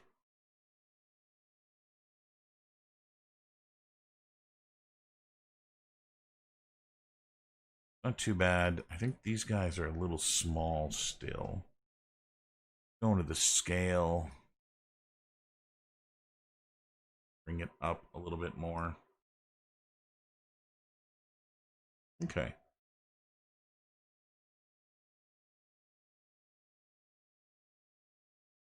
I definitely want to start adding some color to these things here as well. So the color, I'm going to do that through a gradient map. And so I'm just going to go and grab the gradient map. And I'm going to have to do a couple of passes on it here. Essentially what I want to do is bring the image up here, and then in the gradient map, I'm going to go into the gradient editor, and I'm going to go and alter kind of what I'm getting. And all I want to do here, I'm just doing a search for gravel, and I just want kind of the loose stone type look here, and I'm going to bring this in wrong place altogether. Yeah, I think it's that one I want. One's pretty blown out. Let me see if I can't get something with a little bit better color. Since there, that's what I want. That's essentially what I'm going for. So I'm going to go to the Explorer and bring that image in if I can as reference. It's not going to allow me to do that. So we're going to have to save this temporarily. Let's go to Projects, Cabin in the Woods, Reference, and some rocks. Yay. Okay, now I can go to my folder. And we're going to go to Projects, Cabin in the Woods, Reference. And now this can come in as resource. We're going to go in here. Resources. And we'll bring this guy in. That is essentially the kind of color scheme that I want to have. So what I'm going to do is go into this gradient map here, go into the gradient picker, and I'll just kind of draw a path kind of through these things like so. And that'll give me a gradient that kind of fits that that same kind of look. And that gradient is then going to use the height map information here to start giving me the effects that I want. So right now we're getting a lot of blobs and bloops in here. I've got a lot of nodes from inside the gradient tool here. And so the idea would be to go and grab these things and get a much cleaner gradient out of this. And so if I select them all and do them, let's try this again. Let's do here. And maybe what I'll do is I'll just do a smaller cross section like that, which will give me something a little bit closer to what I want. Now this map is got a lot of high contrast in it, and it would be better if I used one that doesn't have the high contrast. So all I'm going to do is duplicate the tile sampler exactly the way that it is. I'm going to grab the blend as well, and we're going to blend those two things together, put this in here, and this tile sampler is just going to have not the color random that is in the first one. So what that's going to do is it's going to give me more of a uniform color on those rocks kind of thing. So there's that. If I go in and plug this in as a default here on my color, we're going to start getting some of that coloring on those rocks. Now I've got to do the same thing with the lower one here. So I'm going to bring my little color picker down, and we're going to duplicate the gradient. Let's kill the input. Let's bring the whole chain down like so. And again, I'm going to take my tile sampler and reproduce it. I'm going to reproduce the blend, which again, we're just going to sub out the input. And then this guy is going to have no color random.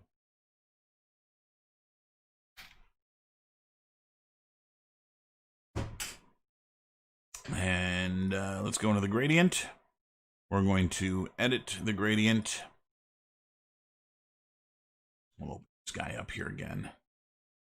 I'm going to use this little brown guy here. So let's go to the gradient editor, pick gradient. Let's actually clear all here first. Clear all. Pick gradient, and I'm just going to do a swipe across here. Clear all. That's too big a swipe. There we go. Okay, so that's not too bad. So I've got my two blends here together. Let's move this guy aside. And we're going to go and blend them together. Like so. And let's see, how are we blending in here? This is max lighten. Now, max lighten is not going to work here because it's using max lighten of the colors that are there. And so that'll end up kind of screwing up what colors are on what rocks. And it's going to give me a lot of this kind of smeary effect. It's not exactly what I'm going for. So maybe what we'll do is throw a little bit of a blur in here. And let's grab a high quality blur grayscale. Actually, not the grayscale, just high quality. And I'm going to blur these colors here once they've been merged together a little bit. And we'll bring the quality up of the blur. We'll bring the intensity down. I just want to kind of lose the stripes that are there. I don't want this to actually look like anything too crazy. Okay, so we've got my noise map here. I've got a grunge map on this one and a grunge map on this one. We're going to go and sub out grunge number 2 so that it's different. And I'll grab something high contrast and plug it into here. And I'll remove this one. And then we're going to grab, let's see. I want to play with the roughness on this and add some ambient occlusion. Let's do that. Ambient occlusion node. And this is going to take in the height map, which I've got here. And we're going to go increase the depth of this a little bit. It's going to go into the AO. I'll delete that. And I may even take this and just fake it a little bit, adding another blend here. That's blur, not blend. Blend.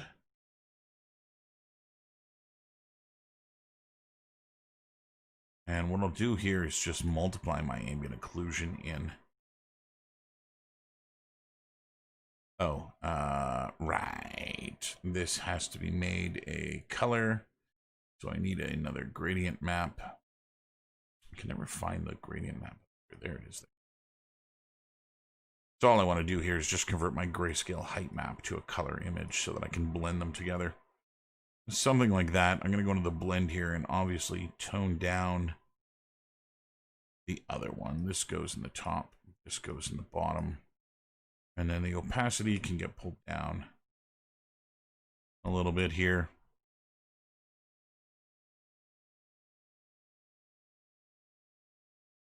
Okay.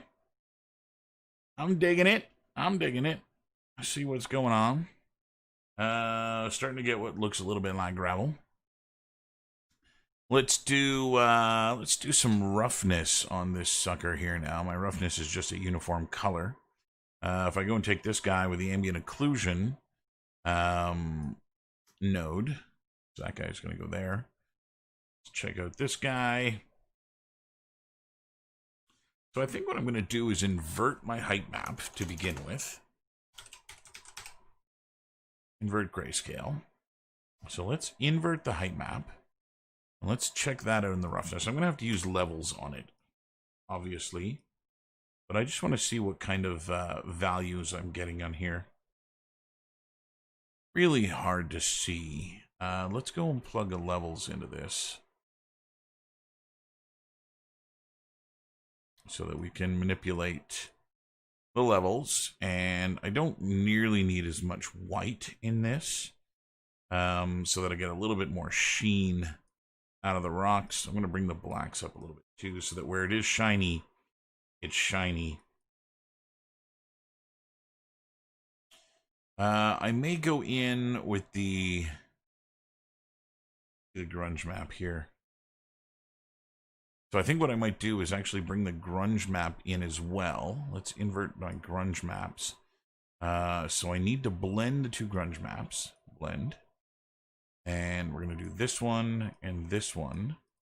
And this is going to be a max. A min. Min. Okay, and then I'm going to invert the min.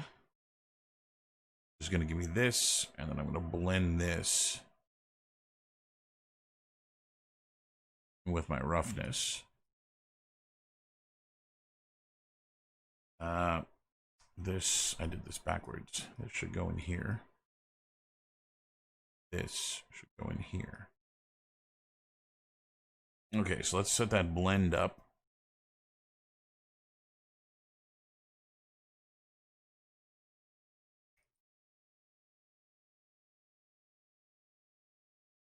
Go to the levels.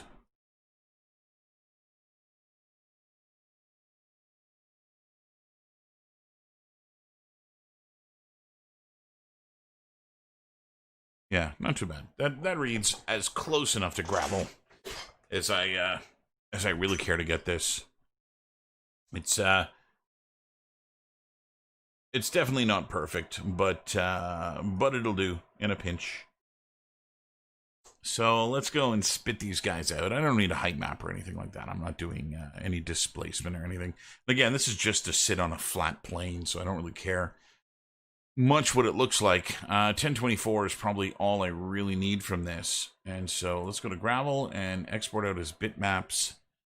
Let's go and change the project in which I'm working. So we're going to go to projects, cabin in the woods, textures, new folder, gravel, and we'll select that folder. I want base color, normal, rough, metallic, I don't need, there's no metal in this, and height, I don't need, and then I get ambient occlusion here. And so we'll export those, and then we'll bounce over to Photoshop to combine the ambient occlusion and the roughness, and then I'll add just a black channel to the metal. And I should be good to bring that in. And then what we'll do is we'll make a blueprint for the actors so that that asset is the same in every window. Speaking of which, I think the lighting should have finished baking here. Let's go see what we end up with. So very, very small amount of light hitting the floor. But that's okay. That's all it really takes. I just got to make sure that it doesn't look out of place, that you can't... that it's not being mistaken for anything else, that you can tell it's sunlight, you know, bleeding in from elsewhere. So definitely going to have to put a sky out here too. It's not something I is in the works at the moment, but it's something I'm going to have to do. And all my light bleeding is killing me here. I'm going to have to fix all of that. Okay, so inside of Photoshop, I'm going to go open, where are you? Projects, cabin in the woods, textures, and gravel. And let's open the occlusion and rough. Okay, so there's my roughness map. There's my ambient occlusion map. So what I'm going to do is take the ambient occlusion and change its mode to RGB. And 8 bits per channel. And then I'm going to copy the grayscale roughness. I'm going to head back to this guy and go into the channels. And we have ambient occlusion. Rough. Rough. And then metal. It's going to be black. And there. I now have my ARM, which I'll save under the name gravel ARM. And that'll do. So we can go back to 3ds Max. This guy can get exported now. And in fact, I'm going to export the 3 of these things. Export selected. And I'm going to overwrite the window well with the 3 of them. I may have to put a material on number 3 here. Let's just do that real quick. We'll just name this material gravel. If I don't do this, I might end up with issues in Unreal. So file, export selected, and window well. Like so. And I'm going to set this up in Unreal to work the way that I want it to work. So I'm going to go and first import the window well. And yes, I want to overwrite this. And yes, I need to reset the FBXs. Let's go in here. Let's close this static mesh folder and the lighting folder. Let's grab the window wells. I'm going to delete all the window wells from the world temporarily and delete this one. Can't change the import settings when I import it, when I re-import it, so I need to delete it. So I'm going to re-import it again here, and I'm just going to turn off combined meshes, make sure that I don't have collision, and bring it in. And that's going to give me 4 meshes, which can then be combined in a blueprint, which I'll make here. that should give me what I need to then go and do that. So let's go do that. Blueprint. This is going to be an actor. It's going to be a collection of meshes, right? So BP underscore window well. So, and we're just going to add our window well static meshes to the object like so. And I'll take the well shape, window well, and it's going to be the new seam root, that everything is attached to that. And now I have like the way that it was built in 3ds Max, I have it now all built. And then what I got to do is just go and assign my materials to this correctly. So I'm going to go to my materials, window well, and I might as well bring the gravel textures in here too. So cabin in the woods, textures, gravel. And I need the color, arm, and normal. We'll bring these in. I'm going to make another instance of this guy. It's going to be material instance gravel. And I'm going to go and set this to be ARO off. Cancel. Cancel. Close this. I just about closed my entire project. That would have been bad. All right, let's pull this down. Turn these on. And let's put the normal, color, and ARM. I should have something that reads gravel now. I'm going to want to put some tiling on this. I don't think that that's going to read the way that I want it to read. What is going on with this?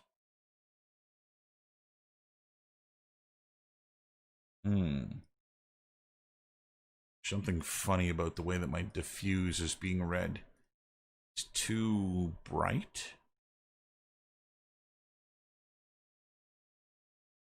I bet you the base color is 16-bit. Open base color, image mode. There we go. So yeah, that'll be an issue. Let's go and re-import this. And that didn't really change anything. Go in here, turn the sRGB on. There we go. And this guy, there we go. Now he's the right color.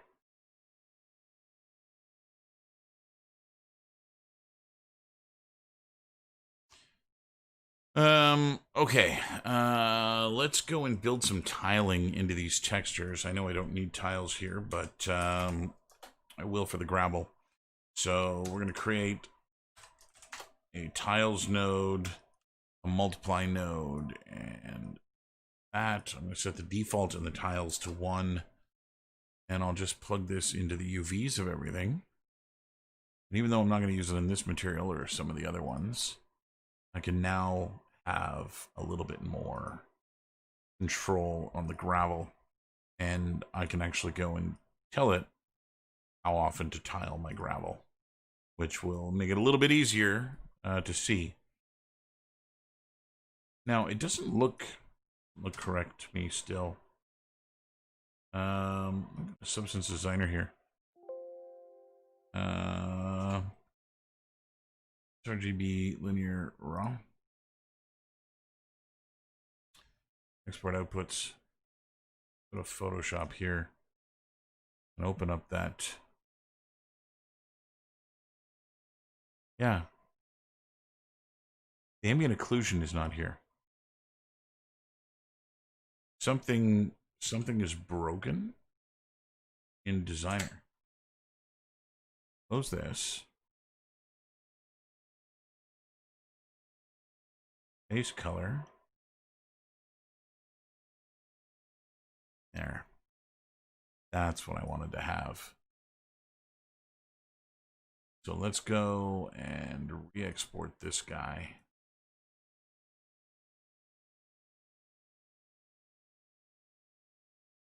And let's go and re-import. Let's actually close this. Re-import it here.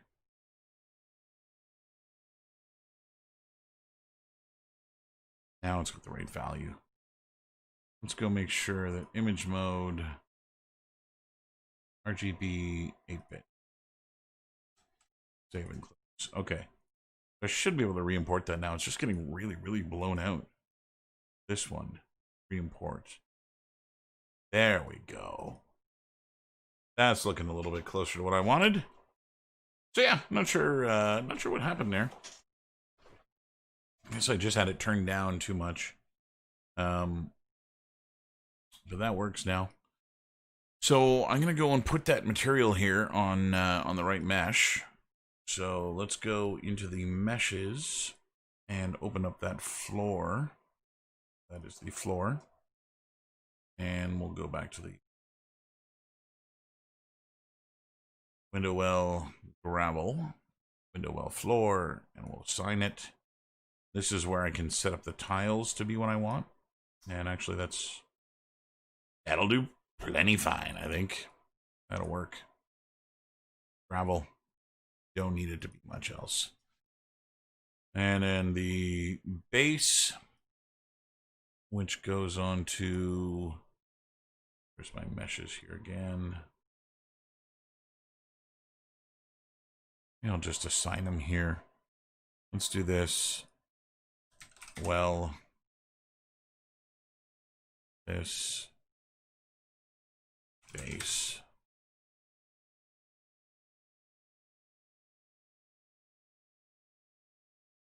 This. Oh. There we go. So there's the finished wheel well, or the window well. But now I can use the blueprint to place this instead of the individual meshes. Go outside and rotate it, get the height to line up here, and then I'll just go and copy them the way I did before.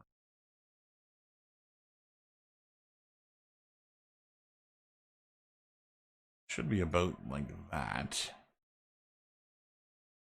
Right.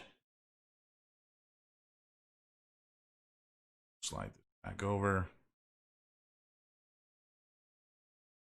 We'll do this from the top.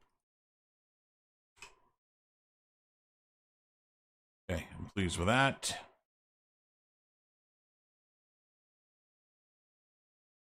Here. Pleased with that. Put one here.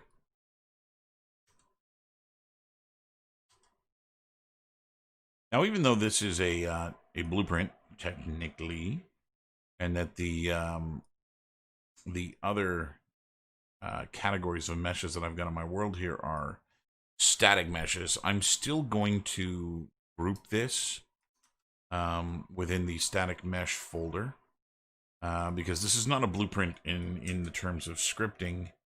It's just a collection of assets, and so it's an actor in the sense that it's a blueprint, but I don't actually need it to do anything fancy in terms of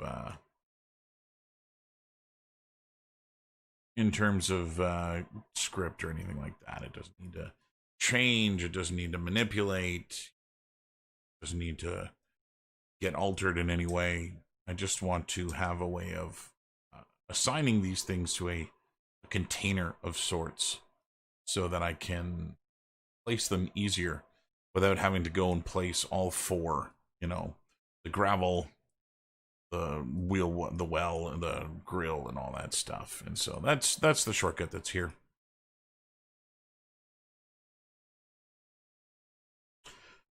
So we'll do another lighting bake.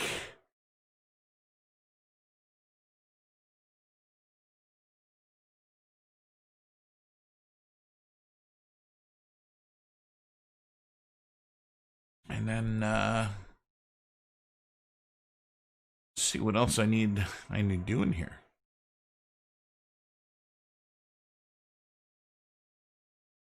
Maybe I'll do a let's see, what time is it? It's only 20 after 10. It's early yet. Quite early yet. So maybe what I'll do is work out doing a tarp that I'll hang from a few components here.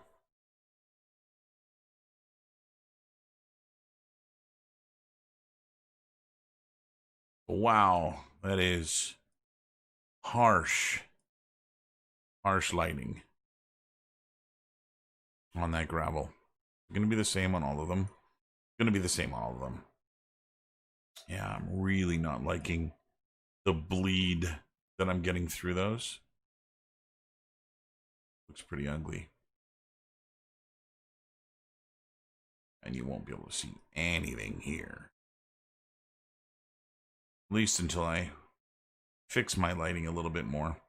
Again, this is an issue with the dynamic, or the directional light. Actually, there are two directional lights in my world. If I delete them both, you actually just won't see anything outside. And really, I don't know. Like, once I've got wooden window covers here with a dirty window, I don't know how much outside is going to matter. And so we may not need to worry about outside in any way and just have everything kind of contained in this one room. So I'm going to do another build now that those things have been deleted. And I'm going to look at some reference here for... let's go back to the old abandoned basement. And abandoned basement tarp. And let's see if there's any like tarps hung from places. You know, this kind of thing. But far less maintained than that. It looks like a brand new tarp. And so, you know, I'd like to have a grimy, dirty tarp that I think hangs from the wall. Let's see. Tarp. Oh, there. Look. That's a little bit closer to what I'm thinking. Yeah. Yeah, that's along the right lines. Okay, so this might be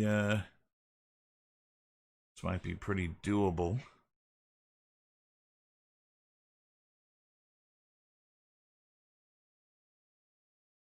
I didn't click on anything. Ah, where'd you go? I don't know what happened. Oh, that's not bad either. It's really crinkly. That's really nice. I really like the almost like paper type wrinkles in it. Let's see what else we can find in here. I want to use it as almost like a wall, like a room divider, where it's kind of hung down the middle of the room. Dirty tarp wall. Let's see what that gives us.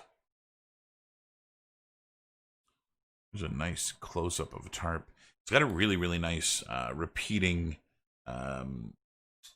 weave pattern into it, which is going to look really good when it gets textured.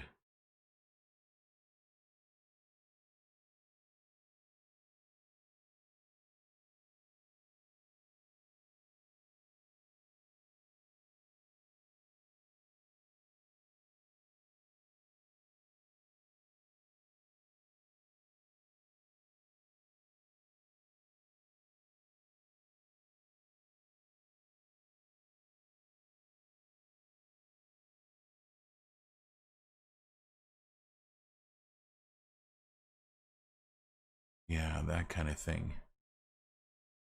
I'm also kind of working out how to attach it at the top. And they have these little rings in them.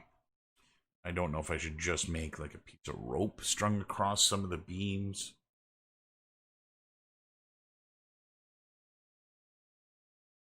Instead of dirty, let's put old.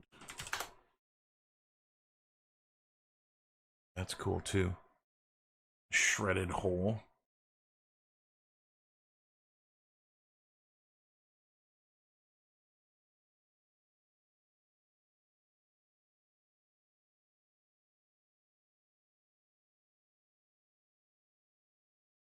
Okay.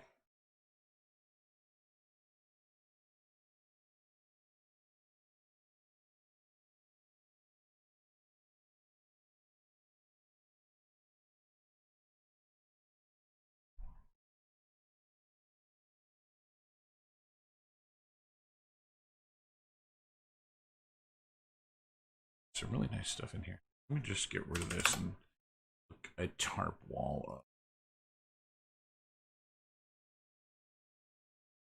So I think what I might do is just kind of unevenly hang it from a piece of rope.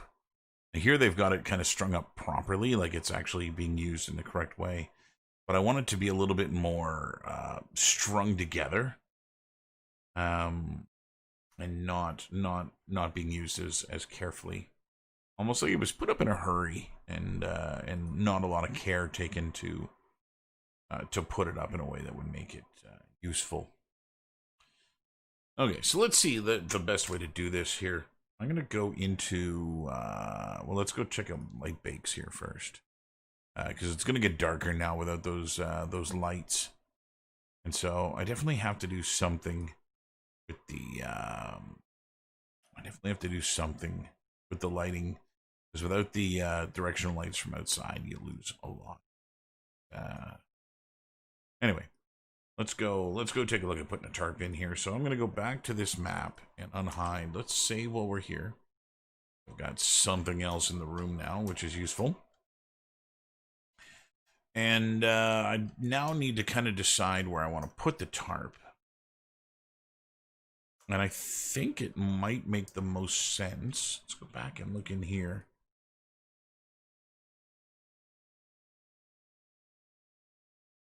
So I might actually do two things. I might do one tarp here, hanging there, that you can pass through, and then another one kind of here, across this way. And you won't be able to pass through the right side, but I'll make the middle part a little bit more open.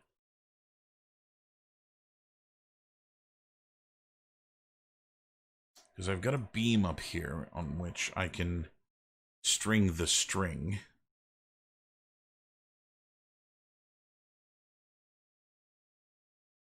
Yeah, okay, that's what I'm going to do.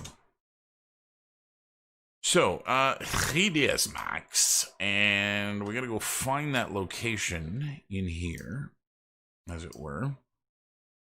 And string together a spline I'll use for the rope. So we're going to do this in the left view, the right view. And it should go across here. So I'm going to bring the string from there, there, to there, and to here. And then let's set these to be Bezier corners. And there are going to need to be a couple more points here. Bring that one down. Should put one here. Put that down. And I should put another one over here. So what I'm doing, I'm just kind of trying to figure out, set these all to be corner for now. I'm just kind of trying to figure out the string, where it's going to go in the world. In that it's going to run from kind of across this beam. And the low points here is where the tarp is going to be hung. So this is meant to be gravity pulling down on this rope. And then the high points are supposed to be where it's pinned to the beam. And so these are going to be where there's a nail. And so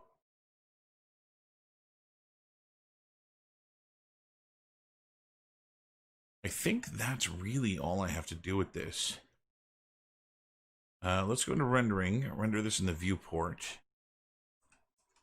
And let's move it into the right area for the time being. And yeah, I need to move it. I need to move it down. Again, let's go to Unreal. Yeah, no, I do want it on that cross member. So we're gonna move it up. It's gonna go out this way. Cross member there. The shelf is here. That'll go there. And it's this point here that I need to. It just needs to go up above the beam. Okay.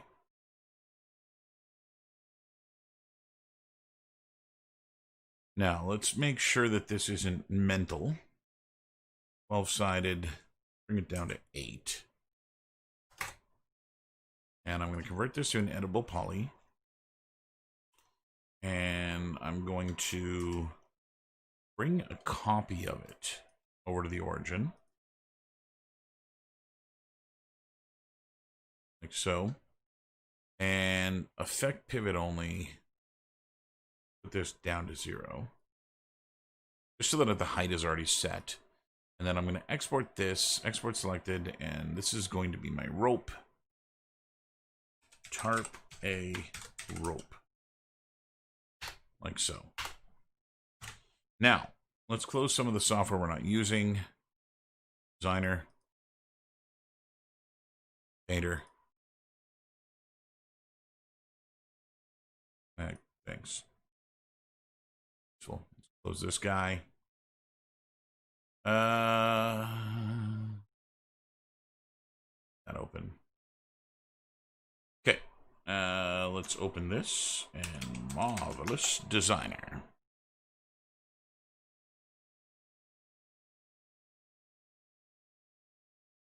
We'll skip it for now. But it's on my radar. So the idea here is to now just make a tarp with that piece of string acting as my avatar. So let's go to projects, avatar, or cabin in the woods, FBX, and this is going to be tarp rope. Centimeters, everything else is okay, and arrangement points don't fit. Well, no duh, it's not a person. And I think its orientation is actually sideways, so we're not going to see it in here either. So the idea now is to dimensions of a tarp. I think they're like 15 by 15, 30 by 40, 20 by 30, 16 by 20. So I think that's the one I want, 16 by 20. Okay.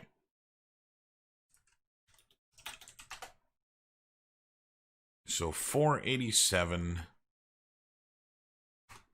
47 by 610. 487 by 610.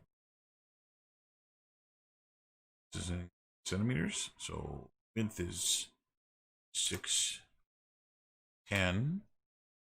And height is going to be 487. Okie dokie. So there is the size of the tarp. So I'm going to rotate.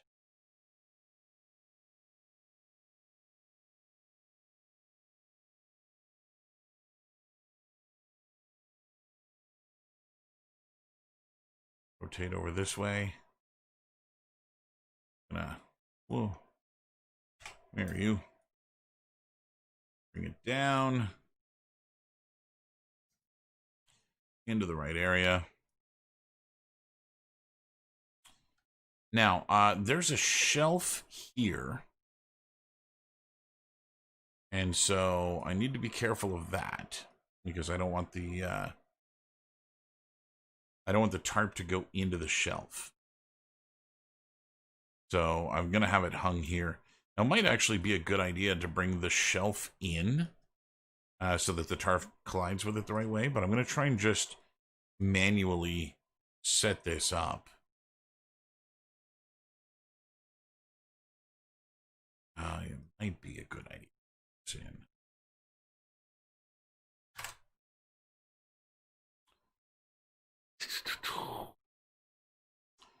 Problem is that I have to bring it to the origin in relation to the rope. Yeah, it's not going to work.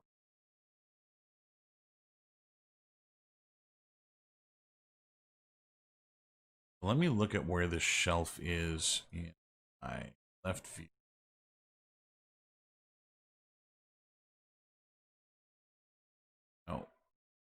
Front view. I just want to see what the shelf is in relation to the window. It's about a foot away from the window. And then I want to check that in 3ds Max.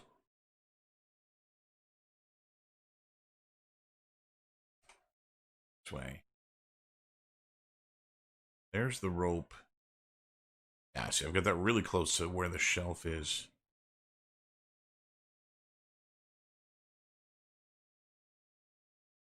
So maybe what I'll do is I'll just use these 2 hanging points. No, I want to use the 3. Okay, I'm going to have to bring a box in to simulate the shelf as part of the avatar. So I'm just going to do this here. Back into this view. And it needs to be on this guy. Right there. So that. File. Effect pivot only. That's here. Make sure this is actually at the origin. It is. And let's export this. This is just going to be. I'm going to put this in the OBJ folder because I want to delete it. It's temporary mesh. OBJ, and this is shelf avatar. Sure. Okay, so marvelous. Close this. Marvelous.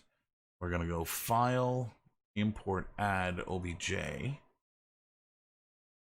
And this is going to be Scott. Cabin in the Woods, OBJ, shelf avatar. Load as an avatar, add as an avatar, centimeters. Oop. And so that'll put it in the right place.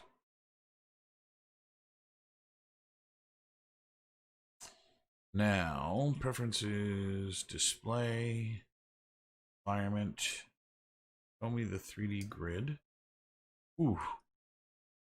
I'm going to end up with a lot of tarp on the ground. So it might be in my best interest to scale this sucker down. Which makes sense. I'm doing 16 feet by 20 feet. And so that's massive. Massive for a tarp. And so what I'm going to do is just scale it down uniformly here.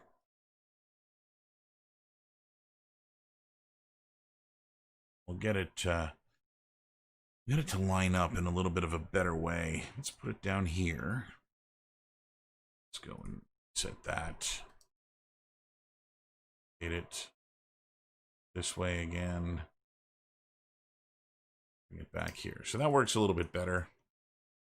I am going to stretch it out a little bit to make it a little bit longer than I want, only because, again, I want to make sure that I have points here where it's hung. Now, another thing that I could have done was hit a high point and just arc the string down. It actually might have worked a little bit better. Yeah, I think I'm going to do that. I think that's going to give me a better result. So here's what I'm thinking. Instead of the string being hung this way,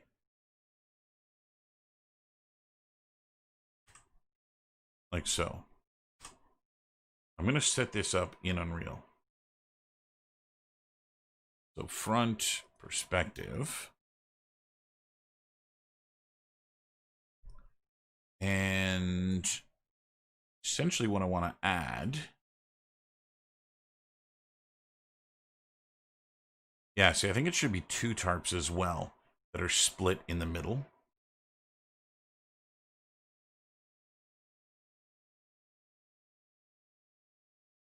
So the player can walk in between them. Although I want one of them to be... Yeah, maybe I'm not going to do that there at all.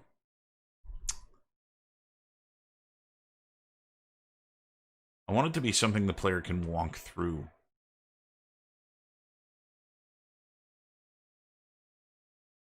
And so maybe I won't do it there. Maybe what I'll do is do it on the outside of the beam here. And I'll just go straight across. So it's in behind the shelf, and then it'll be open here where the player can walk through it. Yeah, that's what I'm going to do. Okay, so let's do this with a spline. Let's see, spline. A spline mesh actor. Yeah, see, I don't even that. I think all I want is the position of this beam.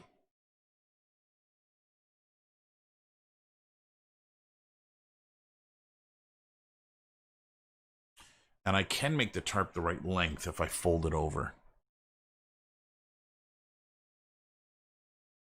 Okay, so here's what I need. I need 2 points.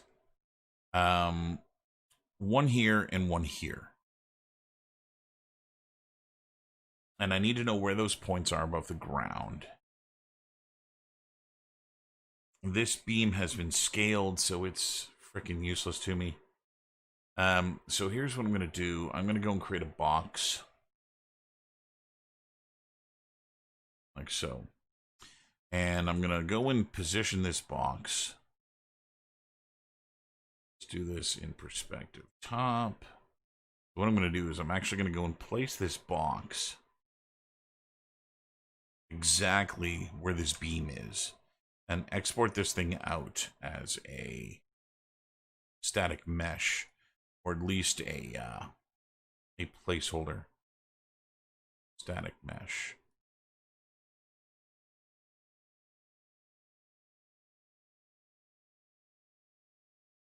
I think there. Let's go front and bring it up and scale it down. And I'll bring it up again, scale it out again. There. Okay. Perspective. It should be exactly where the beam is. So I'm going to hang it from this side, which won't interfere with the shelf. Whoops. And won't interfere with anything else.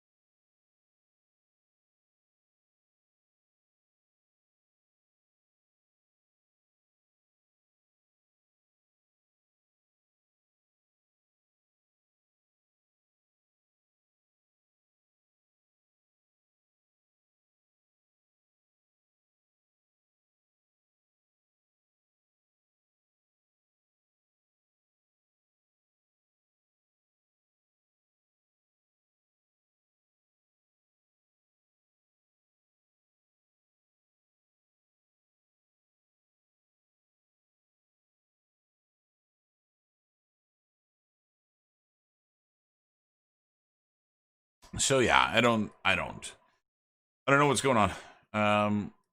It simulates in its own viewer. Oh, this is gonna be stupid. Hasn't been saved, and every now and then that can break things. Let me try saving it. I think even at 40K, I'm too high here for what I want to be doing. I think it's going to be in my best interest if I, son of a bitch. I think it's going to be in my best interest if I drop down even lower. So I was trying to maintain a bunch of the wrinkles from Marvelous, but they get destroyed in here anyway. If you look at the shape of this, you can see exactly where I've painted and where it just disappears compared to this. Actually, just like I wanted this, but that's not what I'm getting. And I don't know why it's not. Like, even this, if you look at the wrinkles that are here and the shapes that are there, like they don't make any sense compared to this. I get these really nice drapes hanging here. And so I don't know what the hell is going on. You know, I go in here, it's simulating, I can see it moving. Let's try this. Let's bring a wind directional source into the engine.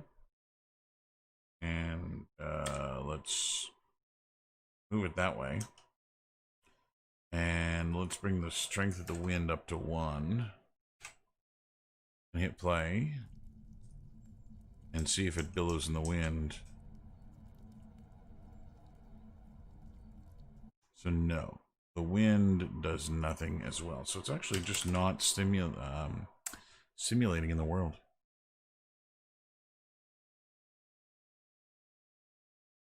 That should do it. Skeletal mesh component, material, physics material override, presets physics actor.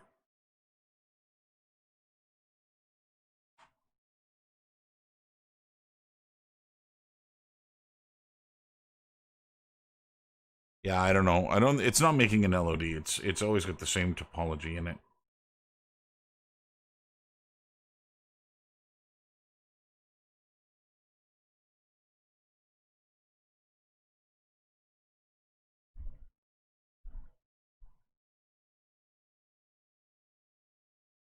Let's do a block all here.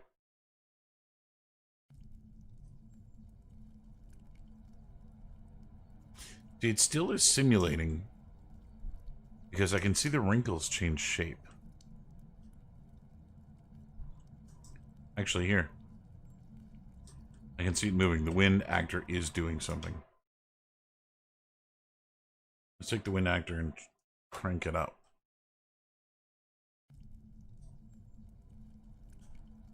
See, the wind is doing something.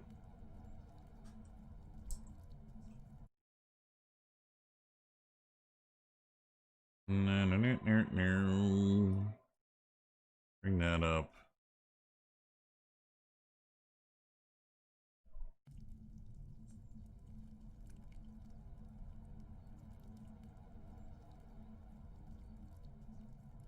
So this is a physics actor, and it's more importantly, it's a skeletal mesh, which is what you need to do to get the cloth going on it.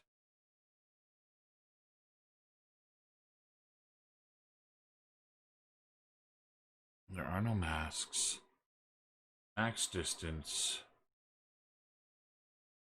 Where's my physics asset? See, I'm wondering if because I deleted the bone from the physics asset, that's what made it blow up originally. Was that it had this all bodies. Where is generate all bodies? There, this guy. I'm wondering if it actually needs this. This is the collision volume for this object. And I'm wondering if I just make it itty bitty and move it up and out of the way. I hit simulate here. Oh, well, that's ideal. That's exactly what I wanted to have.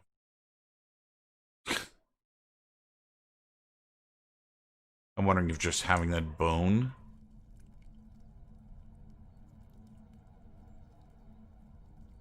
Yeah, see, it just doesn't collide with him.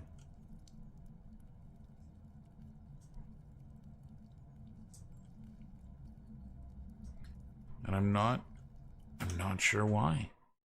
I've gone through his collisions, blueprints, character mesh,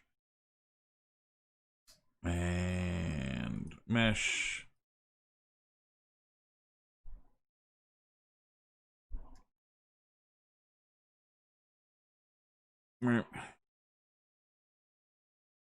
Here's his collision. Collision preset character mesh. But he says he collides with world dynamic and physics bodies.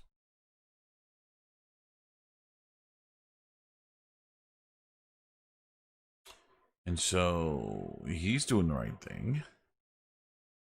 There's nowhere in here. Reset all of these.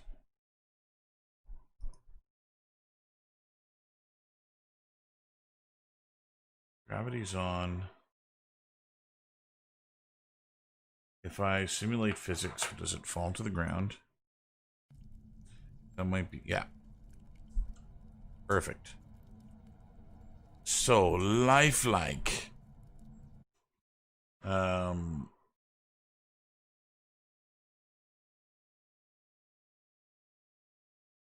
Collision. Reset these. Falling simulation.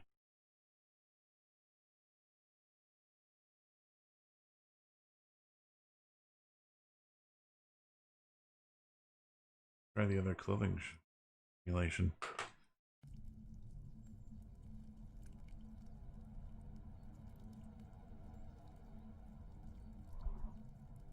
It might also just be that I'm... Oh, it's not actually simulating at all now. So that's... in it. Where the fuck did it go? There. And that's an issue. We can't do that.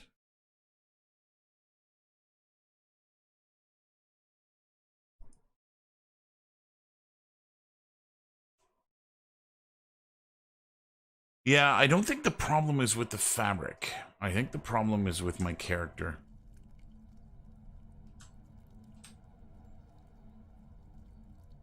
I don't believe that he is colliding. I want to go check out his physics asset. No, he's totally... See, this is... These capsules are what should be colliding with the fabric.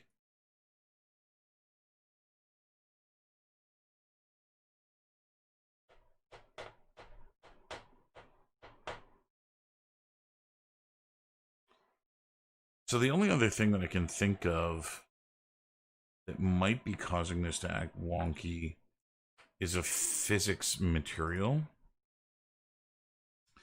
which can often...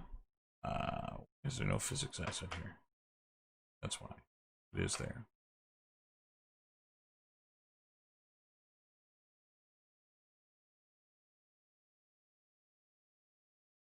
Dampening, friction, shear.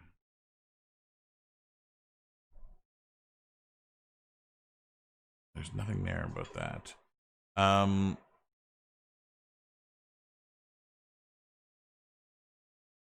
That's its pivot point. There's my fabric. Simulated verts. 14. Fixed 7. Building properties. My asset. Everything is there.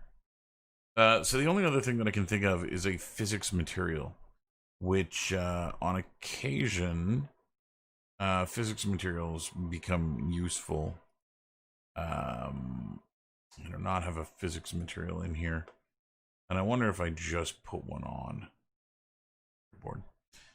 if that'll help it. So what physics materials do is they do things like sound, right? So if you're driving a car and you crunch metal on metal, the physics material is what keeps those things going. So this is not working. It could also be... What the... Oh, yeah, I remember this. I gotta figure that issue out too. So if too much of the mesh gets cut off from the screen, it disappears. And I don't remember why that happens. That was another issue I had to solve too. Although that only started happening when I put the physics material on it, so that's probably that. Reset that. Save this again. Physics material. Yeah. I think...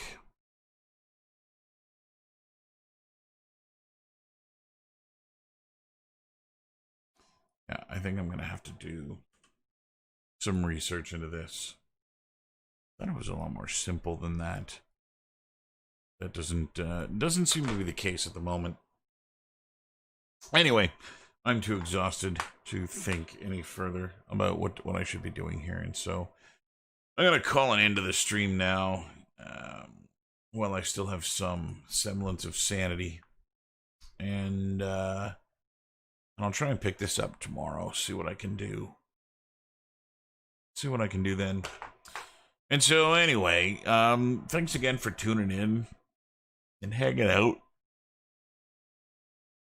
And trying to watch me rack my brain on stupid stuff like this. And so, yeah. I'm going to work on this again tomorrow. Same time, same channel. I've got a couple of assets that I want to bring in here as well to hopefully start... so messed up. Hopefully start getting this working. And so, yeah, we'll be here tomorrow. And so... yeah, come check it out then. We'll see if we can't work this out and find a solution. So until then, thanks for watching. Thanks for hanging out. And